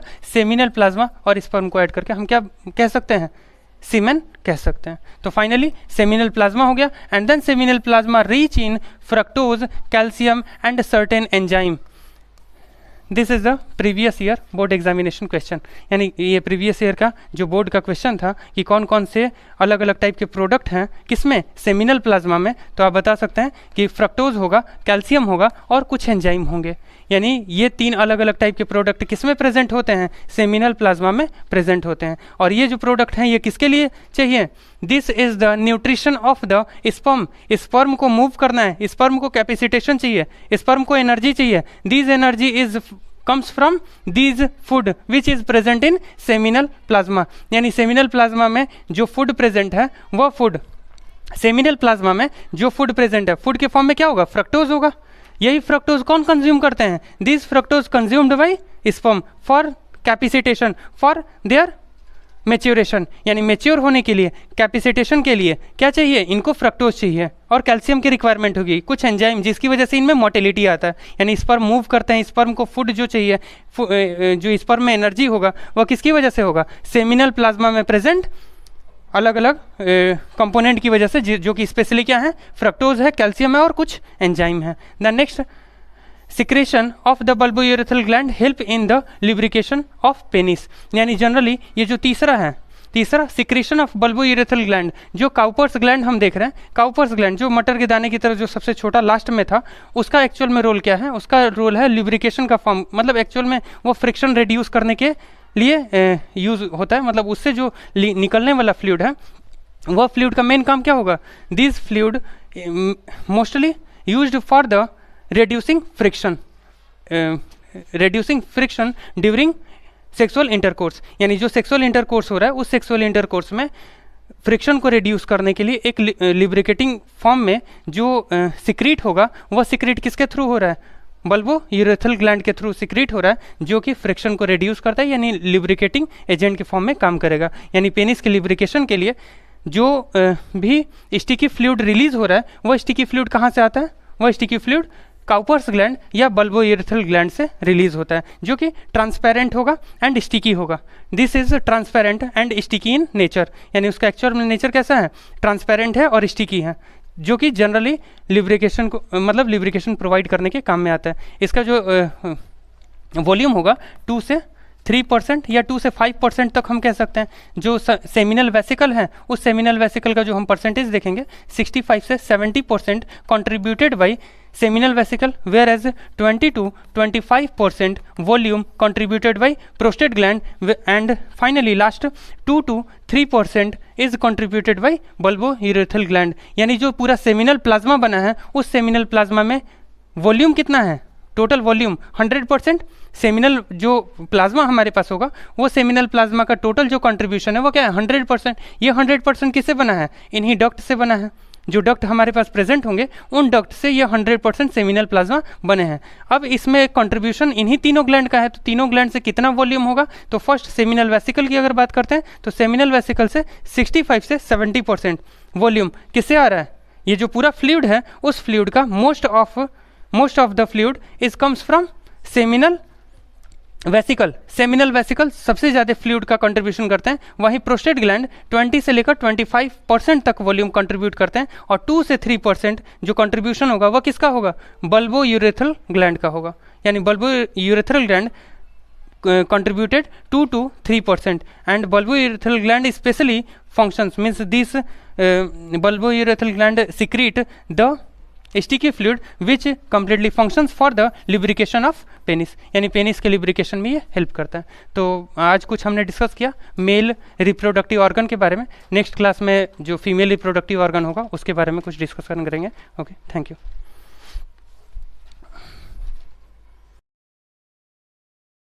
Good morning to all of you. Today's we discuss about the remaining part of the second chapter of biology, class 12, human reproduction. Human reproduction में जो नेक्स्ट चैप्टर है, मीन्स जनरली ये इससे प्रीवियस में एक लेक्चर हो चुका है जहाँ पर कि हमने मेल रिप्रोडक्टिव सिस्टम का कुछ पोर्शन हमने कवर कर लिया। ये सबसे फर्स्ट स्लाइड था मेल रिप्रोडक्टिव सिस्टम का, जहाँ पर अलग अलग चीज़ें, थोड़ा सा इसका रिकैप लेके फिर आगे की तरफ बढ़ रहा है। तो यहाँ पर सबसे फर्स्ट पेयर ऑफ टेस्टिस बताया गया था, इसके अलावा accessory duct, then accessory duct के बाद एसेसरी ग्लैंड्स है, एक्सटर्नल जेनिटेलिया है। इनके बारे में कुछ हमने डिस्कशन किया था। टेस्टीज़ में उसका डायमेंशन हमने देखा था कि 4 to 5 सेंटीमीटर टेस्टीज़ का लेंथ है, इसके अलावा 2 to 3 सेंटीमीटर उसका विड्थ होगा। देन टेस्टिकुलर लोब्यूल जो प्रेजेंट हैं, जितने भी टेस्टीज़ होंगे, मतलब जो टेस्टीज़ हैं उन टेस्टीज़ के अंदर की तरफ टेस्टिकुलर यानी कंपार्टमेंट बने हुए हैं, उन कंपार्टमेंट को हम टेस्टिकुलर लोब्यूल कहते हैं। जितने भी कंपार्टमेंट हैं सभी कंपार्टमेंट में 1 से लेकर 3 तक सेमनीफेरस ट्यूब्यूल्स होल्ड करता है। जितने भी कंपार्टमेंट होंगे उसमें कितने सेमनीफेरस ट्यूब्यूल्स वो होल्ड करेगा, 1 से 3 तक। यानी जो 250 कंपार्टमेंट, एक टेस्टीज जो है पूरी तरीके से होल्ड करता है, 250 कंपार्टमेंट तक होल्ड करता है। अब नेक्स्ट जो इसमें पार्ट था वो सेमनीफेरस ट्यूब्यूल का फॉर्मेशन है, कैसे सेमनीफेरस ट्यूब्यूल्स की लाइनिंग है, यानी सेमनीफेरस ट्यूब्यूल्स में कौन कौन से सेल प्रेजेंट है। तो मेल जर्म सेल्स थे, इसके अलावा सर्टोली सेल्स हैं। मेल जर्म सेल्स को ही हम क्या कहते हैं, स्पर्मेटोगोनिया कहते हैं। Male germ cells is called as spermatogonia. और इसके अलावा जो सर्टोली सेल्स हैं, इनका मेन फंक्शन हमने समझा था कि ये दोनों, मतलब जनरली जो मेल जर्म सेल हैं स्पर्मेटोगोनिया, वहीं से आगे की तरफ स्पर्म का फॉर्मेशन होता है। इसके अलावा जो दूसरा है सर्टोली सेल है, these Sertoli cells completely help to for the nourishment, helping for the nourishment of sperm cells, यानी जो भी स्पर्मेटोगोनिया पेरेंट सेल हैं उनको नरिशमेंट प्रोवाइड करने का काम सर्टोली सेल्स का होता है। इसके अलावा जो सेमनीफेरस ट्यूब्यूल के बाहर के जो स्पेसेस हैं, बाहर का जो लोकेशन है, वहाँ पर क्या प्रेजेंट होगा, वहाँ पर इंटरस्टिशियल सेल यानी लीडिंग सेल्स प्रेजेंट होते हैं। तो इन 3 अलग अलग टाइप के सेल्स के बारे में हमने डिस्कस किया था, इंटरस्टिशियल सेल, इसके अलावा Leydig cells. Then accessory duct में जो इम्पॉर्टेंट पार्ट है वह रेड टेस्टीज है, vasa efferentia, epididymis and vas deferens है। इनका लोकेशन हमने देखा था कि कहाँ पर ये लोकेटेड है। इनका मेन काम क्या होगा, जो गैमेट्स बने हों उन गैमेट्स को फॉरवर्ड मूव कराने का काम इन जितने भी एसेसरी डक्ट्स हैं उन एसेसरी डक्ट्स का होगा। देन नेक्स्ट जो पार्ट है एसेसरी ग्लैंड्स का है। एसेसरी ग्लैंड्स में मेन जो है वो सेमनीफेरस सेमिनल वेसिकल है, then prostate gland and paired of bulbourethral gland, जहाँ पर कि इन तीनों जो ग्लैंड्स प्रेजेंट है, इन तीनों ग्लैंड्स का मेन काम होगा जो सीमेन का वॉल्यूम है 100% जो फ्लूइड का वॉल्यूम है, यानी सेमिनल प्लाज्मा का फॉर्मेशन, यानी सेमिनल प्लाज्मा इन 3 अलग अलग ग्लैंड्स के थ्रू बनाया जा रहा है। जहाँ पर कि सबसे ज़्यादा कंट्रीब्यूशन किसके थ्रू होगा, सबसे ज़्यादा कंट्रीब्यूशन होगा सबसे फर्स्ट जो पार्ट है यानी सेमिनल वेसिकल का, यानी seminal vesicle contributed 65 to 70% of volume of seminal plasma, यानी सेमिनल प्लाज्मा का 65 से 70% जो है वो किसके थ्रू कंट्रीब्यूट किया जा रहा है, वह कंट्रीब्यूट किया जाता है सबसे फर्स्ट सेमिनल वेसिकल के थ्रू। इसके अलावा प्रोस्टेट ग्लैंड है और एक और जो पार्ट था प्रोस्टेट ग्लैंड के अलावा काउपर्स ग्लैंड और बल्बो यूरेथ्रल ग्लैंड। तो ये 3 अलग अलग हमने ग्लैंड्स कंप्लीट कर लिया और तीनों का सेपरेट फंक्शन है जो कि स्पेशली कैपेसिटेशन प्रोवाइड करना, मेच्योरिटी प्रोवाइड करना, immature spermatid converted into mature sperm with the help of seminal fluid और सेमिनल प्लाज्मा। जो सेमिनल प्लाज्मा है उस सेमिनल प्लाज्मा के थ्रू ही जितने भी इमेच्योर सेल होंगे, जो इमेच्योर सेल बन रहे हैं स्पर्मेटोगोनिया से आगे मियोसिस करके स्पर्मेटिड में कन्वर्ट हो रहे हैं, वह इमेच्योर स्टेज में है। और इमेच्योर से वह मेच्योर कैसे हो रहे हैं, या उनमें कैपेसिटेशन आ रहा है, capacitation capacity to move forward, और मोटेलिटी यानी मूव करने की कैपेसिटी, यानी किसी भी जो स्पर्म सेल्स हैं वह मूव फास्ट कर सकते हैं। इसके अलावा उनके अंदर एबिलिटी होगी कि वह तेज़ी से मूव करेंगे, कैपेसिटेशन स्ट्रेंथ इनके अंदर प्रेजेंट है, एनर्जी इनको प्रोवाइड करना, ये सभी चीज़ें कहाँ से मिल रही हैं इनको, ये सभी जितने भी न्यूट्रिएंट होंगे इसके अलावा एनर्जी है, ये सभी इनको सेमिनल प्लाज्मा से ही मिलती है। यानी सेमिनल प्लाज्मा में ही न्यूट्रिएंट भी प्रेजेंट है और एनर्जी गिविंग सब्सटेंसेस भी प्रेजेंट होंगे, और इसके अलावा कुछ एंजाइम्स भी हैं जो कि इनको फंक्शन करने में हेल्प करते हैं। दैन नेक्स्ट है एक्सटर्नल जेनेटेलिया, जो है ये हमें कवर करना था कि एक्सटर्नल जेनेटेलिया एक्चुअल में है क्या। तो एक्सटर्नल जेनेटेलिया में इम्पॉर्टेंट जो पार्ट है external view of the male reproductive system, यानी मेल रिप्रोडक्टिव सिस्टम में जो एक्सटर्नल व्यू होगा वह क्या होगा, पेनिस होगा। तो पेनिस एक्चुअल में क्या है, एक्सटर्नल जेनेटेलिया है। It is made up of special type of tissues that help in erection of a penis to facilitate insemination. Generally यह जो मसल्स प्रेजेंट होंगे, स्पेशल टाइप के जो टिश्यूज़ हैं, यह टिश्यूज़ जो पेनिस में प्रेजेंट हैं यानी muscular tissues, these muscular tissues is completely helpful for the erection of penis, यानी पेनिस के इरेक्शन के लिए टिश्यूज़ हेल्पफुल होंगे। और ये जो इरेक्शन है ये क्या प्रोवाइड करता है, this erection provide the insemination, यानी transfer of the semen into female reproductive tract, यानी फीमेल रिप्रोडक्टिव ट्रैक्ट में जो सीमेन है उस सीमेन का इजैकुलेशन करने में जो इरेक्शन है वह हेल्प करेगा, यानी पेनिस का जो इरेक्ट होना है वह इंसेमिनेशन को लीड करता है। Insemination completely lead by the erection of penis, यानी पेनिस के इरेक्ट होने पर ही पॉसिबल है कि इंसेमिनेशन हो पाएगा। Then next the enlargement means enlarged end of penis is called as the glans penis. It is the highly sensitive part of the penis. penis का जो highly sensitive part है उसे हम क्या कहते हैं, glans penis कहते हैं। तो जनरली ये कहाँ पर प्रेजेंट होगा, पेनिस के टिप पे प्रेजेंट है।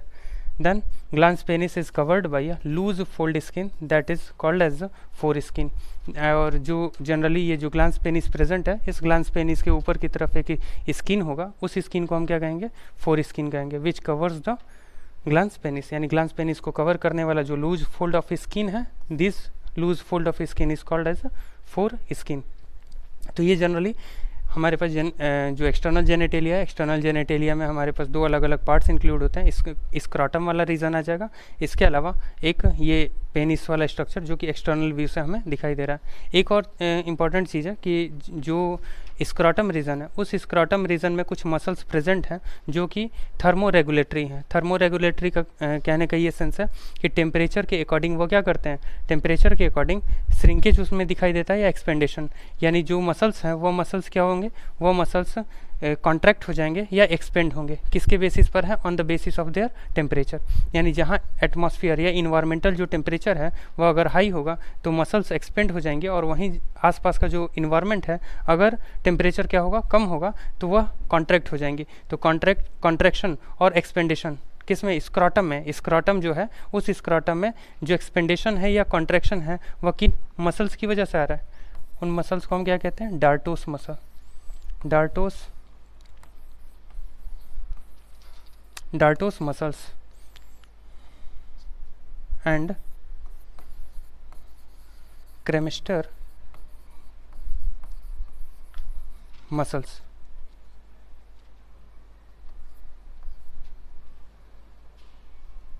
First Dartos muscle and second cremaster muscle. This is responsible for, this two type of muscle is responsible for expansion or contraction of the scrotum region, यानी जो scrotum region है उस scrotum reason का expand करना या इसके अलावा contract होना, ये किसके थ्रू हो रहा है, डार्टोस और क्रेमिस्टर मसल की वजह से हो रहा है। यानी डार्टोस मसल और क्रेमिस्टर मसल ही रिस्पॉन्सिबल है किसके लिए, एक्सपेंडेशन और इसके अलावा कॉन्ट्रैक्शन के लिए। तो जनरली ये इसी वजह से हम जो स्किन है उस स्किन में जो मसल्स हैं उन मसल्स को हम क्या कहते हैं, थर्मो रेगुलेटरी मसल्स कहते हैं। These two different type of muscle is also be called as thermo regulatory muscles, यानी टेम्परेचर के अकॉर्डिंग ही ये क्या करेंगे, अपने आप का ये कन्वर्जन या मॉडिफिकेशन करेंगे या उसके टेम्परेचर के अकॉर्डिंग ही ये फंक्शन करते हैं। So that it is called as thermo regulatory muscles. The next external genitalia of male ये कंप्लीट हो चुका है। नेक्स्ट अब स्टार्ट होगा द फीमेल रिप्रोडक्टिव सिस्टम। अब यहाँ से हम स्टार्ट करते हैं कि फीमेल रिप्रोडक्टिव सिस्टम में कौन कौन से, ये एनसीईआरटी के दोनों डायग्राम्स दिए गए हैं कि जो सबसे फर्स्ट डायग्राम है उसमें कुछ पार्ट इंडिकेटेड है, नेक्स्ट डायग्राम इंटरनल व्यू है, इंटरनल जो स्ट्रक्चर है। तो जनरली फीमेल रिप्रोडक्टिव सिस्टम, अब फीमेल रिप्रोडक्टिव सिस्टम में जनरली सबसे फर्स्ट हम देखेंगे pair of ovary, then second pair of oviduct, then uterus, cervix, vagina, external genitalia. These are the different part of female reproductive system. A pair of mammary gland, last में एक और part include हो जाएगा, pair of mammary gland. Pair of mammary gland is present in the breast region of the female, यानी female के breast region में ये mammary glands present होंगी। इसके अलावा ये पेयर ऑफ ओवरीज है, तो ओवरीज एक्चुअल में इनको हम जैसे मेल के केस में हमने दो पार्ट किया था, प्राइमरी सेक्स ऑर्गन इसके अलावा सेकेंडरी सेक्स ऑर्गन। तो फीमेल के केस में भी सेम वही सिचुएशन है, प्राइमरी सेक्स ऑर्गन और सेकेंडरी सेक्स ऑर्गन में अगर हम कन्वर्ट कर देते हैं फीमेल रिप्रोडक्टिव सिस्टम को, तो प्राइमरी में क्या इंक्लूड हो जाएंगे, ovaries is included into primary sex organ, whereas other part in the female reproductive system is considered as a secondary sex organ. Other part except ovary is included into secondary sex organ. यानी generally ये जो दूसरे parts हो जाएंगे जिसमें कि oviduct include हो रहा है, यूटेरस इंक्लूड हो रहा है, सर्विक्स होगा, इसके अलावा वेजाइना होगा। तो ये जितने भी दूसरे पार्ट हैं इनको एसेसरी हम पार्ट्स कह सकते हैं, एसेसरी पार्ट्स और सेकेंडरी सेक्स ऑर्गन्स कह सकते हैं, एसेसरी सेक्स ऑर्गन और सेकेंडरी सेक्स ऑर्गन। अब इनका लोकेशन यहाँ पर रिप्रेजेंट किया जाएगा कि एक्चुअल में इनका लोकेशन क्या है, कौन कौन से साइट पर ये प्रेजेंट है। तो सबसे फर्स्ट यहाँ देख रहे हैं कि स्टार्ट करेंगे ये ओवरीज से। ओवरीज यहाँ पर लोकेटेड है दोनों साइड्स में, right side and left side, right में और लेफ्ट में ये पेयर ऑफ ओवरीज दिखाई दे रहा है, जो कि ये क्या है, प्राइमरी सेक्स ऑर्गन इनको हम कहते हैं। देन नेक्स्ट है, और प्राइमरी सेक्स ऑर्गन कहने का रीज़न, जहाँ से कि हमने मेल रिप्रोडक्टिव सिस्टम में भी हमने देखा था या ऑब्जर्व किया था कि मेल रिप्रोडक्टिव सिस्टम में हमने टेस्टिस को प्राइमरी सेक्स ऑर्गन कंसिडर किया था। रीज़न क्या था उसका, क्योंकि वहाँ से गैमेट का प्रोडक्शन हो रहा है। Means primary sex organ is directly involve in the formation और to synthesis of gamete, means gametogenesis is occurs by the primary sex organ। यानी प्राइमरी सेक्स ऑर्गन किस लिए कह रहे हैं, क्योंकि वहाँ से गैमेट का प्रोडक्शन हो रहा है। तो यहाँ पर ओवरीज हो गई। ओवरीज के बाद नेक्स्ट जो पार्ट होगा, ये पूरा जो आर्म है इसका, इस आर्म को हम क्या कहते हैं, ओविडक्ट कहते हैं। यानी फेलोपियन ट्यूब दिया हुआ है, इसके अलावा इसी को हम क्या कह सकते हैं, ओविडक्ट कह सकते हैं। तो ओविडक्ट या फेलोपियन ट्यूब। अब ये जो फेलोपियन ट्यूब है ये 3 अलग अलग पार्ट्स में इसको डिवाइड कर सकते हैं। सबसे फर्स्ट जो पार्ट है इस फेलोपियन ट्यूब या ओविडक्ट को 3 पार्ट में, सबसे first infundibulum, second part ampulla and third part isthmus. यानी जो टिप रीजन है, जो टर्मिनल एंड है, जो एकदम किनारे का एरिया है, इस किनारे वाले पार्ट को हम इनफंडिबुलम कहते हैं। इनफंडिबुलम, ये जो हमारे पास रीजन होगा, ये सबसे किनारे का रीजन, इसे हम क्या कहेंगे, इनफंडिबुलम। इनफंडिबुलम, ये जो सेकंड रीजन है, यहाँ से जो यहाँ तक का रीजन होगा, this region is called as ampulla. Then जो एंड पार्ट होगा, जहाँ जो पार्ट जंक्शन है, which means the part of oviduct which connect this oviduct with the uterus. यानी यह जो पूरा यूटेरस है, इस यूटेरस से इस ओविडक्ट को कनेक्ट करने वाला जो जंक्शन होगा, this junction is called as isthmus. यानी इसे हम क्या कह देंगे, इस्थमस कह देंगे। यानी 3 अलग अलग पार्ट हम इंडिकेट कर सकते हैं। जो सबसे पहला पार्ट है वह infundibulum, then second part the second part is ampulla and third part is isthmus. यानी हमने जनरली जो फेलोपियन ट्यूब था, ओविडक्ट था, उसको 3 अलग अलग पार्ट्स में हमने इसको डिवाइड कर दिया। कौन से 3 पार्ट्स में हमने इसको डिवाइड कर दिया, इनफंडिबुलम, एम्प्यूला एंड इस्थमस में। देन नेक्स्ट इनमें जो प्रेजेंट है, ये finger like projection which is present at the terminal of the oviduct. Oviduct के जो सबसे टर्मिनल एंड पे प्रेजेंट है, उन्हें हम क्या कहते हैं, फिम्ब्रे कहते हैं। फिम्ब्रे एक्चुअल में क्या है, फिंगर लाइक प्रोजेक्शन है।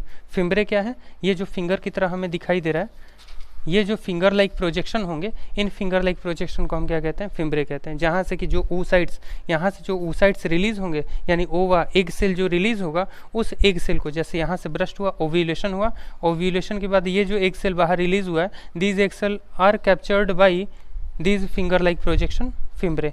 यानी यही फिम्ब्रे क्या करते हैं, जो बाहर की तरफ रिलीज हुआ पार्ट है, जो ओव्यूलेशन के रिजल्ट में, जब ओव्यूलेशन हुआ तो ओव्यूलेशन में जो एग सेल बाहर की तरफ निकला, उस एग सेल को कैप्चर करने का काम किसका होगा, फिम्ब्रे का होगा।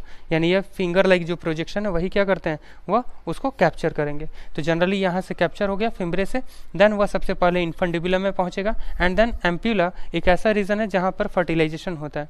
यानी पूछा भी जाता है कि on which place in the female reproductive system fertilisation can be occurs, या और fertilisation site in oviduct. Oviduct में या फेलोपियन ट्यूब में फर्टिलाइजेशन साइट क्या है, जनरली अभी क्लास 10th तक या उसके बाद भी अभी तक हम समझते हैं कि फेलोपियन ट्यूब या oviduct is the fertilisation site. But fertilisation site oviduct में कौन सा अगर होगा, यानी ओविडक्ट में हमने 3 अलग अलग पार्ट में ओविडक्ट को डिवाइड कर दिया, इनफंडिबुलम, एम्प्यूला और इस्थमस। तो इन तीनों में किस प्लेस पर कौन सा ऐसा साइट है जहाँ पर फर्टिलाइजेशन होता है, ampulla is the region where fertilisation occurs, where sperm cells meets with the egg cell. यानी स्पर्म सेल्स एग सेल के साथ फ्यूज होते हैं, वह लोकेशन कौन सा है, एम्प्यूला है। द नेक्स्ट है इस्थमस, जो कि टर्मिनल एंड होगा, किनारे का रीजन, जो कि डायरेक्टली इस ओविडक्ट को किसके साथ जोड़ता है, ये जो यूटेरस प्रेजेंट है इस यूटेरस के साथ जोड़ने का काम करता है ये स्थमस। देन यूटेराइन फंडस, ऊपर की तरफ की जो कैविटी है इस कैविटी को यूटेराइन फंडस कहते हैं। देन नेक्स्ट है यूटेराइन कैविटी, जो यूटेरस प्रेजेंट है this is the uterus, and uterus के बीच में जो कैविटी है या स्पेस है, खाली जगह है, उसको यूटेराइन कैविटी कह रहे हैं। देन फाइनली अब ये जो हमारे पास 3 अलग अलग पार्ट हैं, these are the part of uterus. Uterus का जो वॉल होगा उस यूटेरस के वॉल को 3 अलग अलग पार्ट्स में हमने डिवाइड कर दिया है। Endometrium is the inner wall of uterus, endometrium is the inner wall of uterus, whereas myometrium is the middle wall or middle region of the uterus, and last perimetrium. These are the 3 different layer of uterus. Uterus की जो boundary है, uterus actual में क्या होगा, uterus बीच में ये cavity है, बीच में जो कैविटी होगी उसे हम यूटेरस कैविटी कह रहे हैं। देन यूटेरस कैविटी चारों तरफ से किससे कवर्ड है, ये यूटेरस कैविटी या यूटेरस की जो लाइनिंग है ये 3 अलग अलग टाइप के यहाँ पर क्या प्रेजेंट होंगे, 3 अलग अलग टाइप के मेम्ब्रेन्स प्रेजेंट होंगे। सबसे जो इनर मेम्ब्रेन है उस इनर मेम्ब्रेन को हम क्या कहते हैं, what we call the inner membrane of uterus, that is endometrium. तो एंडोमेट्रियम सबसे अंदर का मेम्ब्रेन हो गया। उसके बाहर की तरफ यानी inner membrane and outer covering, inner membrane and outer covering. तो जो इनर मेम्ब्रेन है वो क्या है, इनर मेम्ब्रेन इंडोमेट्रियम है। जो आउटर कवरिंग है, आउटर रीजन है, इस आउटर रीजन को क्या कहते हैं, पेरीमेट्रियम। और जो मिडिल के मसल्स हैं उन मसल्स को myometrium. These are the 3 different layer. Then next है सर्विक्स, ये सर्विक्स रीजन होगा। ये नीचे की तरफ जो प्रेजेंट है ये क्या है, सर्विक्स रीजन। यहाँ पे जस्ट यूटेरस का यहाँ से ये जो पूरा रीजन है ये यूटेरस का रीजन है। एंड देन इसके नीचे की तरफ जो मसल्स प्रेजेंट है, ये जो नैरो पाथवे प्रोवाइड कर रहा है, this is the cervix. And ये जो पाथ होगा, ये रास्ता होगा, ये सर्विकल कैनाल। एंड फाइनली नीचे की तरफ लास्ट जो रीजन है, टर्मिनल एंड है, वह क्या होगा, vagina. Vagina is the terminal end of female reproductive system which is responsible for receiving the seminal plasma with sperm, means semen. This is responsible for receiving the semen for the reproductive process, means generally reproductive process के लिए ये अलग अलग जितने भी parts हैं उन parts को इंडिकेट किया गया। अब नेक्स्ट जो होगा, सबसे first pair of ovaries, then oviduct, uterus, cervix, vagina, ये अलग अलग पार्ट्स यहाँ पर डिस्कस हो चुके हैं। अब नेक्स्ट स्लाइड पे देखेंगे कि अब कौन सा है। ये सबसे फर्स्ट है, ओवरीज के बारे में कुछ डिस्क्रिप्शन दिया हुआ है, उनके लेंथ और विड्थ से रिलेवेंट। सबसे फर्स्ट प्राइमरी जो सेक्स ऑर्गन है इंडिकेट किया हुआ है कि प्राइमरी सेक्स ऑर्गन यहाँ जो प्रेजेंट है उन प्राइमरी सेक्स ऑर्गन को हम क्या कहते हैं, what we call the primary sex organ of the female reproductive system, that is primary female sex organ, यहाँ ओवरीज है। ओवरीज को यहाँ पर इंडिकेट किया गया है, ओवरीज।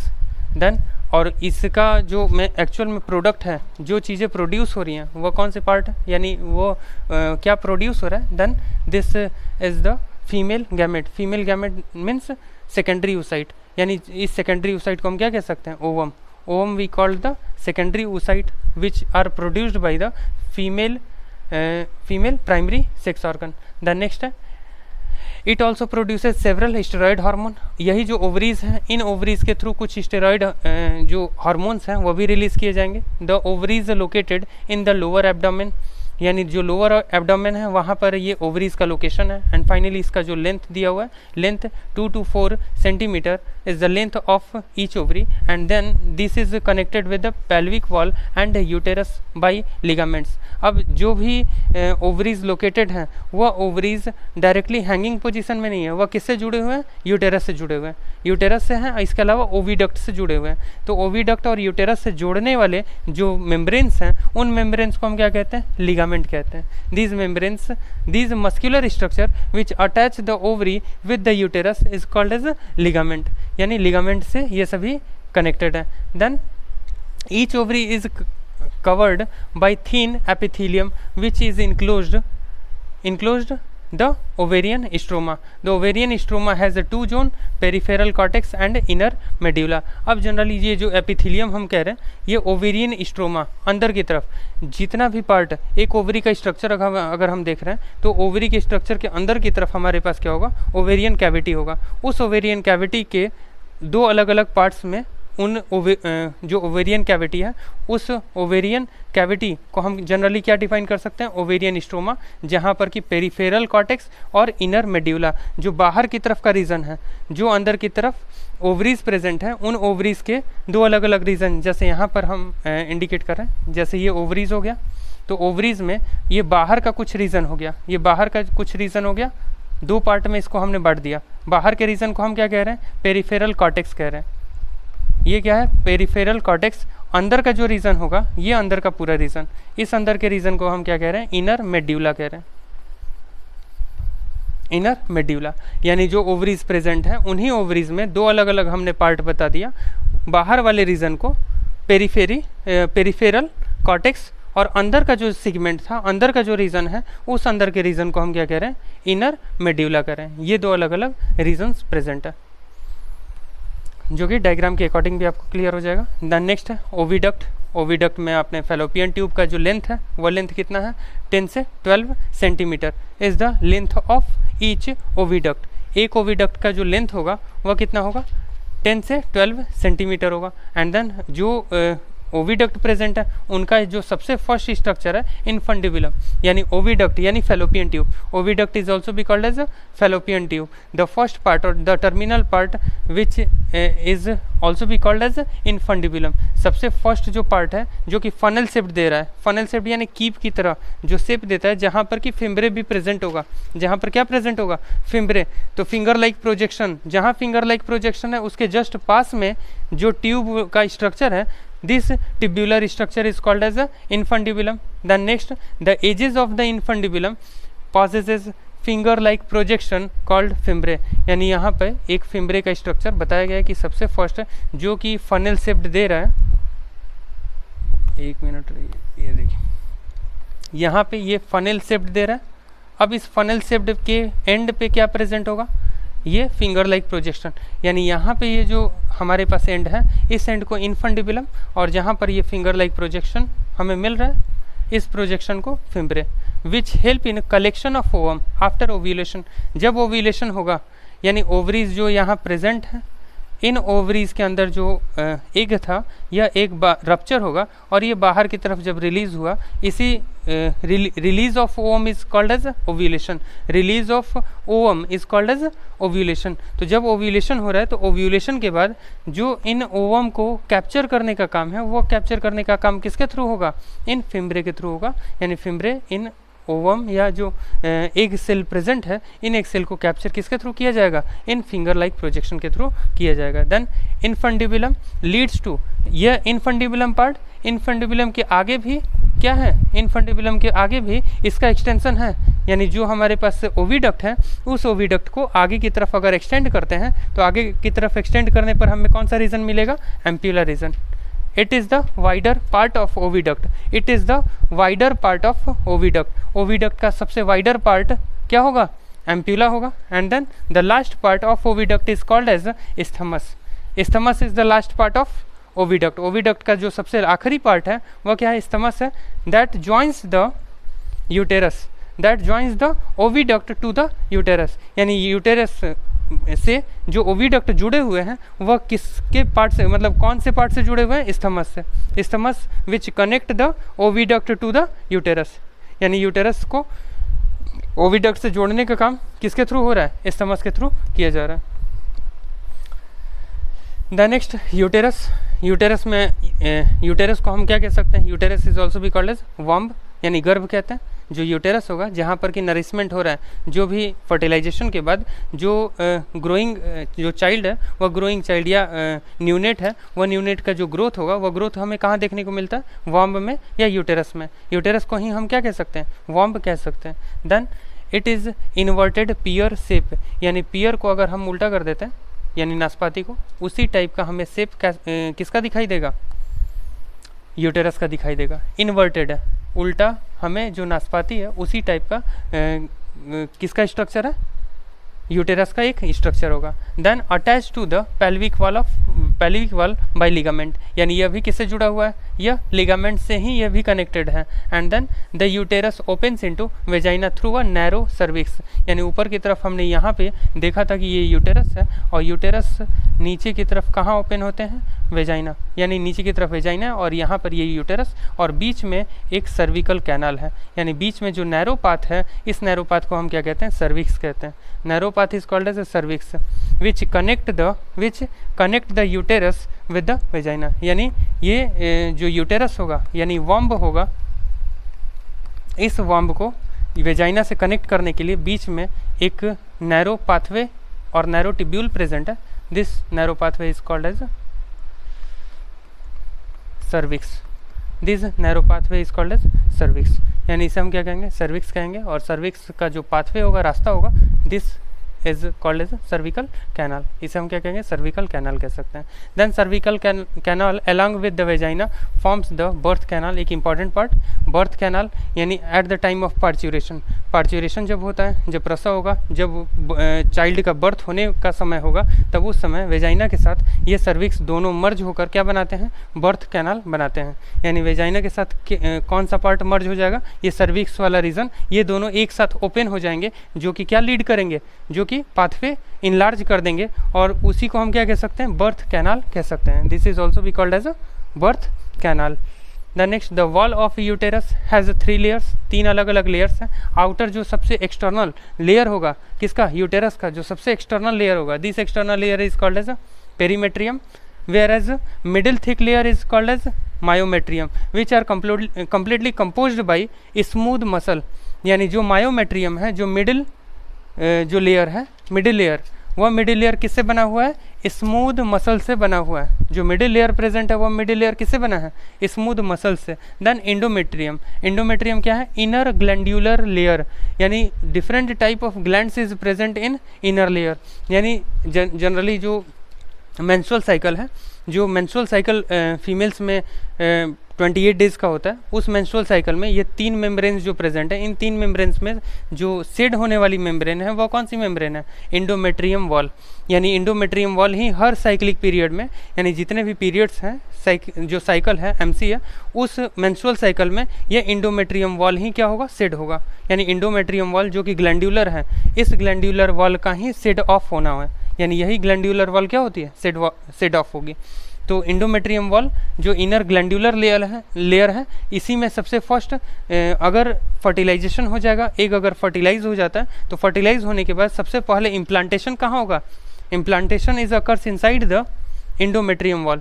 इंडोमेट्रियम और मायोमेट्रियम में तो अंदर की तरफ वो धंस जाएंगे, लेकिन सबसे फर्स्ट इम्प्लांट कहाँ होंगे, इम्प्लांट होंगे जो सबसे अंदर की तरफ इनर वॉल है। तो इनर वॉल क्या है, endometrium is the inner glandular layer.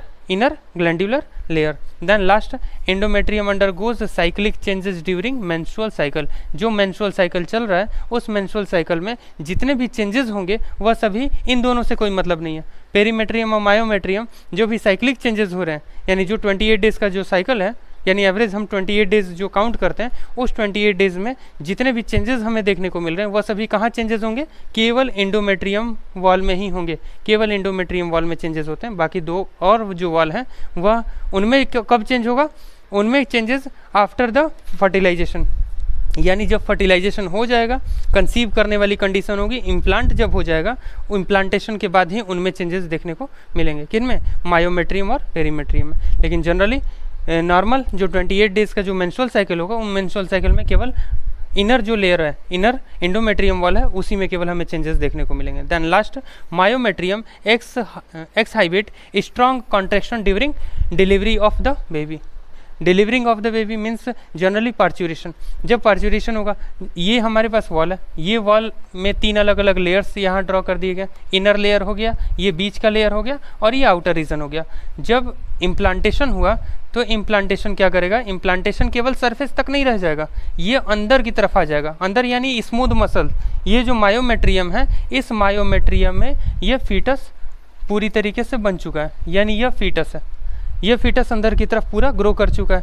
Grow करने के बाद ये कहाँ पूरी तरीके से धंसा हुआ है, मायोमेट्रियम में धंसा हुआ है। मायोमेट्रियम जो कि स्मूथ मसल्स के हैं, किससे बने हुए हैं, स्मूथ मसल से। अब ये जो मसल्स हैं, इन मसल्स में जब पूरा कॉन्ट्रैक्शन होगा, ये पूरी तरीके से कॉन्ट्रैक्ट होगा, सिकुड़ेगा, तब यहाँ पर जो प्रेजेंट है, वह प्रेजेंट पार्ट नीचे की तरफ एक्सपेल्ड आउट किया जाएगा। यानी जो मायोमेट्रियम है, मायोमेट्रियम के कॉन्ट्रैक्शन की वजह से ही पार्च्यूरेशन पॉसिबल है। यानी पार्चुरेशन यानी जो डिलीवरी ऑफ द चाइल्ड या डिलीवरी ऑफ द फीटस कब पॉसिबल होगा, in when contraction, strong contraction occurs into the myometrium wall और मायोमेट्रियम रीजन ऑफ यूटेरस, यानी यूटेरस के मायोमेट्रियम रीजन में स्ट्रॉन्ग कॉन्ट्रैक्शन के रिजल्ट से ही पार्चुरेशन होता है या ऑफस्प्रिंग या चाइल्ड का बर्थ होगा। यानी चाइल्ड के बर्थ के लिए स्ट्रॉन्ग कॉन्ट्रैक्शन कहाँ होता है, मायोमेट्रियम रीजन में होगा। तो ये कुछ पार्ट्स हैं। सबसे फर्स्ट यूटेरस वाला, यूटेरस में कुछ इंक्लूड हुए थे रीजन। Then external genitalia. अब external genitalia, external view of the female reproductive system. अब फीमेल रिप्रोडक्टिव सिस्टम में जो एक्सटर्नल व्यू है, उस एक्सटर्नल व्यू में अलग अलग जो पार्ट्स इंक्लूड हो रहे हैं, वह सबसे फर्स्ट पार्ट है the includes means external genitalia include following structure. First mons pubis, second labia majora, third labia minora, fourth hymen and fifth clitoris. These are the external structure of the or external view of the female genital या female reproductive system। सबसे first जो mons pubis है, it is a cushion और fatty tissues covered by the skin and also it contains pubic hair.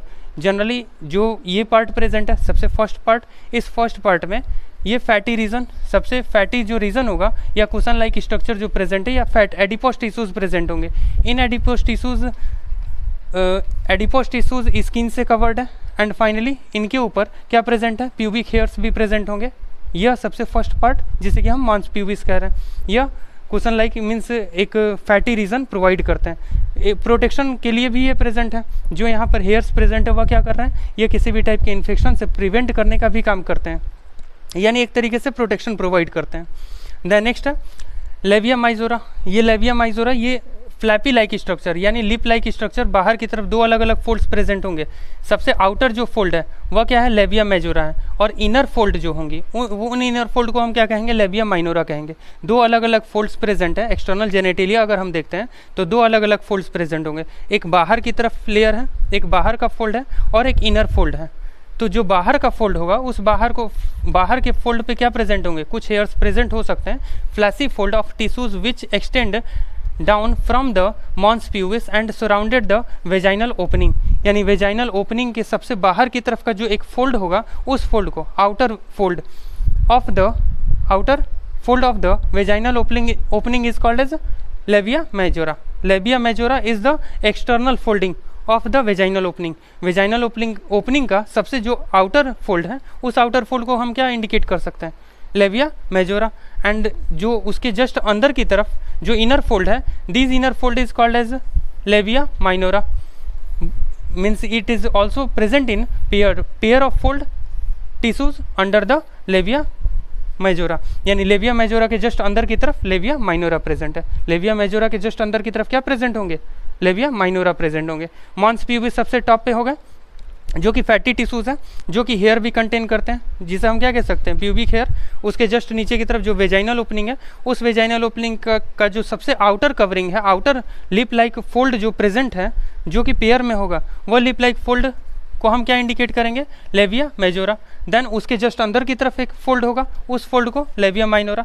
And finally hymen, the opening of vagina is often covered partially by the membrane called hymen, यानी hymen एक transparent hymen is the membrane which partially covered the vaginal opening.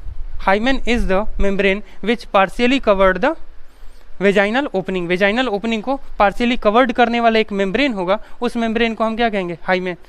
It is means traditionally it is the sign of virginity. Virginity का हम sign traditional way में, not in modern way, modern way में नहीं। अगर traditional way की अगर हम बात करते हैं तो ट्रेडिशनल वे में हाइमेन को कहीं ना कहीं किस चीज़ का इंडिकेशन माना जाता है, वर्जिनिटी का इंडिकेशन माना जाता है। बट मॉडर्न टाइम में सभी को ये चीज़ें पता है कि हाइमेन एक मेम्ब्रेन है जो कि किसी भी टाइप के प्रोसेसेस, यानी जनरली जो डेली लाइफ एक्टिविटीज़ चल रही हैं या किसी भी टाइप का अगर प्रोसेस हो रहा है, एक्टिविटीज़ हो रही हैं, स्पोर्ट्स एक्टिविटीज़ हो रही हैं, स्विमिंग हो रहा है, इसके अलावा साइकिलिंग प्रोसेस हो रहा है, तो इन किसी भी प्रोसेसेस में ये हाइमेन रप्चर हो सकते हैं। तो हाइमेन का रप्चर होना ये नॉर्मल तरीके से किन चीज़ों की वजह से पॉसिबल है, किसी भी टाइप के फिजिकल एक्टिविटीज़ की वजह से पॉसिबल है।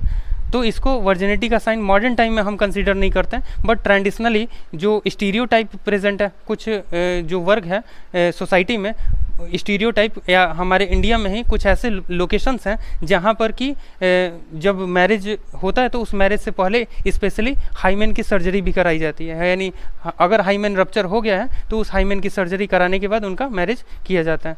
और सर्जरी कराने का एक्चुअल में यही रीज़न है कि वह ट्रेडिशनली इतना स्टीरियोटाइप उनके दिमाग में है कि वो इस चीज़ को एक्सेप्ट नहीं करेंगे कि वर्जिन और मीन्स वर्जिनिटी लॉस हो चुका है या वर्जिन है। इस चीज़ को वो किस चीज़ का मतलब किस चीज़ से इंडिकेट करते हैं, केवल हाइमेन के वॉल के प्रेजेंस और एब्सेंस के बेसिस पर ही इंडिकेट करते हैं कि अगर हाइमेन प्रेजेंट है देन वर्जिन है, अगर हाइमेन लॉस हो चुका है देन वर्जिनिटी वो लॉस हो चुका है। तो इस की वजह से ये एक्चुअल में रीज़न हो जाता है कुछ स्टेट्स में कि वहाँ पर मैरिज से पहले इस हाइमेन को फिर से क्या किया जाता है, फिर से सर्जिकल तरीके से इसको फिर से इम्प्लांट किया जाता है फीमेल बॉडी में।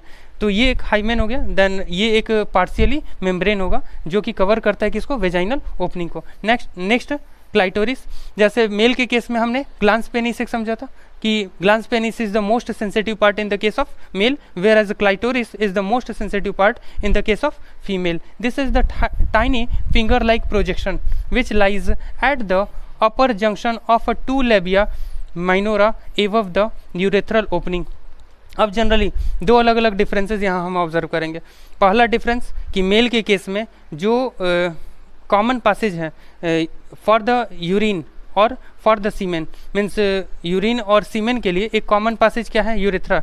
Urethral opening provide the common passage for secretion of urine and also ejaculation of semen, whereas in the case of female two different locations by which two different type of things are ejaculated और secreted, यानी secrete करने के लिए दो अलग अलग openings present होंगी।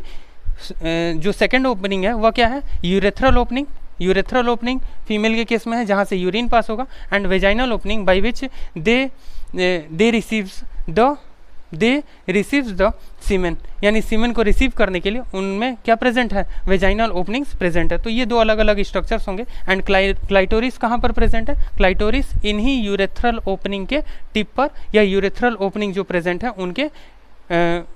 उनके टिप पे या उनके टॉप पे प्रेजेंट होंगे। और generally this clitoris is most sensitive part in the case of female, यानी फीमेल के केस में क्लाइटोरिस सबसे सेंसिटिव पार्ट है।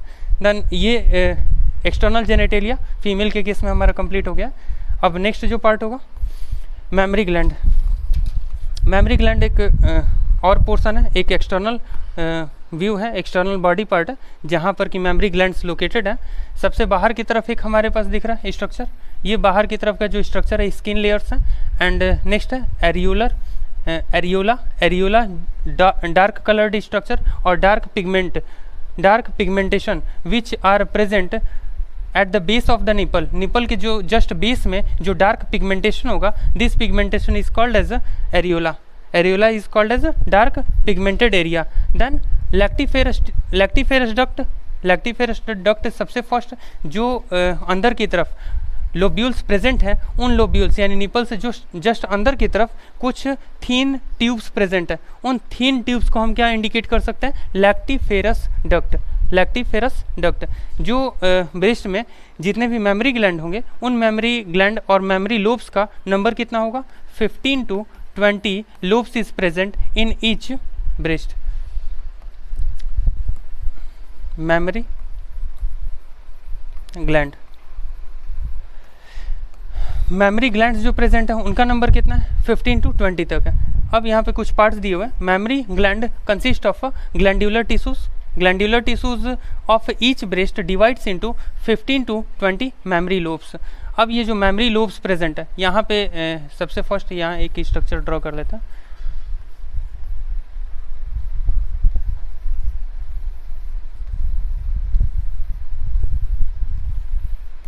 इस टाइप के जो लोब्स प्रेजेंट होंगे, लोब्स का नंबर कितना है, 15 से 20 तक ये लोब्स प्रेजेंट होंगे। इन्हीं लोब्स में एक्चुअल में दो अलग अलग टाइप के सेल्स हैं। ये जो लोब्स प्रेजेंट हैं इनमें जो ग्लैंड होगा, this gland is responsible for formation of milk. Milk के फॉर्मेशन और इजेक्शन के लिए जो लोब्स प्रेजेंट हैं उन लोब्स को हम क्या कहते हैं, मेमरी ग्लैंड कहते हैं। और ये लोब्स का नंबर कितना होगा, 15 से 20 इन नंबर। ये जो लोब्स हैं वो उन लोब्स का नंबर कितना होता है 15 से लेकर 20 लोब्स हो सकते हैं एक ब्रेस्ट में, ये लोब्स प्रेजेंट होंगे। Then mammary lobes contain a cluster of cell called alveoli. जितने भी ये मेमोरी लोब्स हैं, these lobes contain the clusters and these cluster is called as alveoli. यानी ये इसके अंदर जितने भी लोब्स होंगे उन लोब्स में छोटे छोटे मतलब grape like bunch is present in each lobe and this bunch is called as alveoli. तो जो एल्वियोलस स्ट्रक्चर हर लोब में प्रेजेंट होगा, this lobe is responsible for formation और synthesis of milk. Then this cells of alveoli secrete milk stored in the lumen of alveoli. यानी generally secrete करने का काम, जहाँ मतलब जो लोब्स प्रेजेंट हैं, एल्वियोलाई प्रेजेंट हैं, उन एल्वियोलाई में मिल्क का सिंथेसिस, स्टोरेज एंड सिक्रीशन, तीन अलग अलग चीज़ें कंडक्ट हो रही हैं। सबसे first synthesis, then secretion and also means first synthesis, then storage and secretion. 3 different type of things occurs in the lobes of the mammary gland. ये जो मेमरी ग्लैंड्स प्रेजेंट है, इनमें जो लोब्स होंगे, एल्वियोलाई अंदर की तरफ है, उन एल्वियोलाई में सिंथेसिस भी हो रहा है, स्टोरेज हो रहा है, इसके अलावा वहाँ से सिक्रीशन भी होगा। And these alveoli opens into memory tubule. और ये जो एल्वियोलाई हैं, ये बाहर की तरफ मेमरी टिब्यूल है।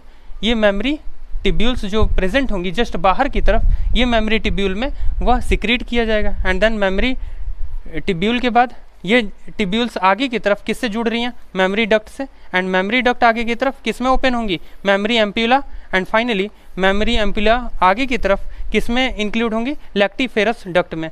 एंड लैक्टिफेरस डक्ट से वह बाहर की तरफ इजेक्ट कर दी जाएंगी। यह जो चाइल्ड प्रेजेंट है, ये जो ऑफ स्प्रिंग जो बर्थ हुआ है बच्चे का, उस बच्चे के थ्रू सक्ड आउट कर लिया जाएगा या जनरली रिलीज कर दिया जाएगा। तो ये हमारे पास भी इसका भी पाथवे होगा, जहाँ से सबसे अंदर की तरफ जो प्रेजेंट है वो memory tubule, after the alveoli, जो एल्वियोलाई का यहाँ स्ट्रक्चर देख रहे हैं, ये बंच की तरह स्ट्रक्चर। इसके बाद सबसे पहले के जो टिब्यूल हैं, जो अंदर की तरफ क्या प्रेजेंट है, एल्वियोलाई, उस एल्वियोलाई के बाहर जो सबसे पहला जो टिब्यूलर स्ट्रक्चर है, this tubular structure is called as mammary tubule. After mammary tubule, mammary duct, mammary tubule opens into mammary duct, mammary ducts join into mammary ampulla and mammary ampulla opens into lactiferous duct and lactiferous duct. After the lactiferous duct, this milk is released from breast. यानी breast से ये जो milk होगा वो release कर दिया जाएगा। तो ये इसका क्या है, एक पाथवे है। तो जनरली ये हमारे पास क्या हो गया, मेमरी ग्लैंड्स हो गए। अब मेमरी ग्लैंड्स जो प्रेजेंट है, इनमें 2 अलग अलग हार्मोन्स का भी रोल होगा। अब हार्मोन का जो इफेक्ट होगा, हार्मोन का रोल होगा, उसे नेक्स्ट क्लास में डिस्कस कर लेंगे। इसके अलावा गैमेटोजेनेसिस पढ़ना है कि किस तरीके से गैमेटोजेनेसिस हो रहा है, ये सभी चीज़ें नेक्स्ट क्लास में डिस्कस करेंगे। Okay, thank you.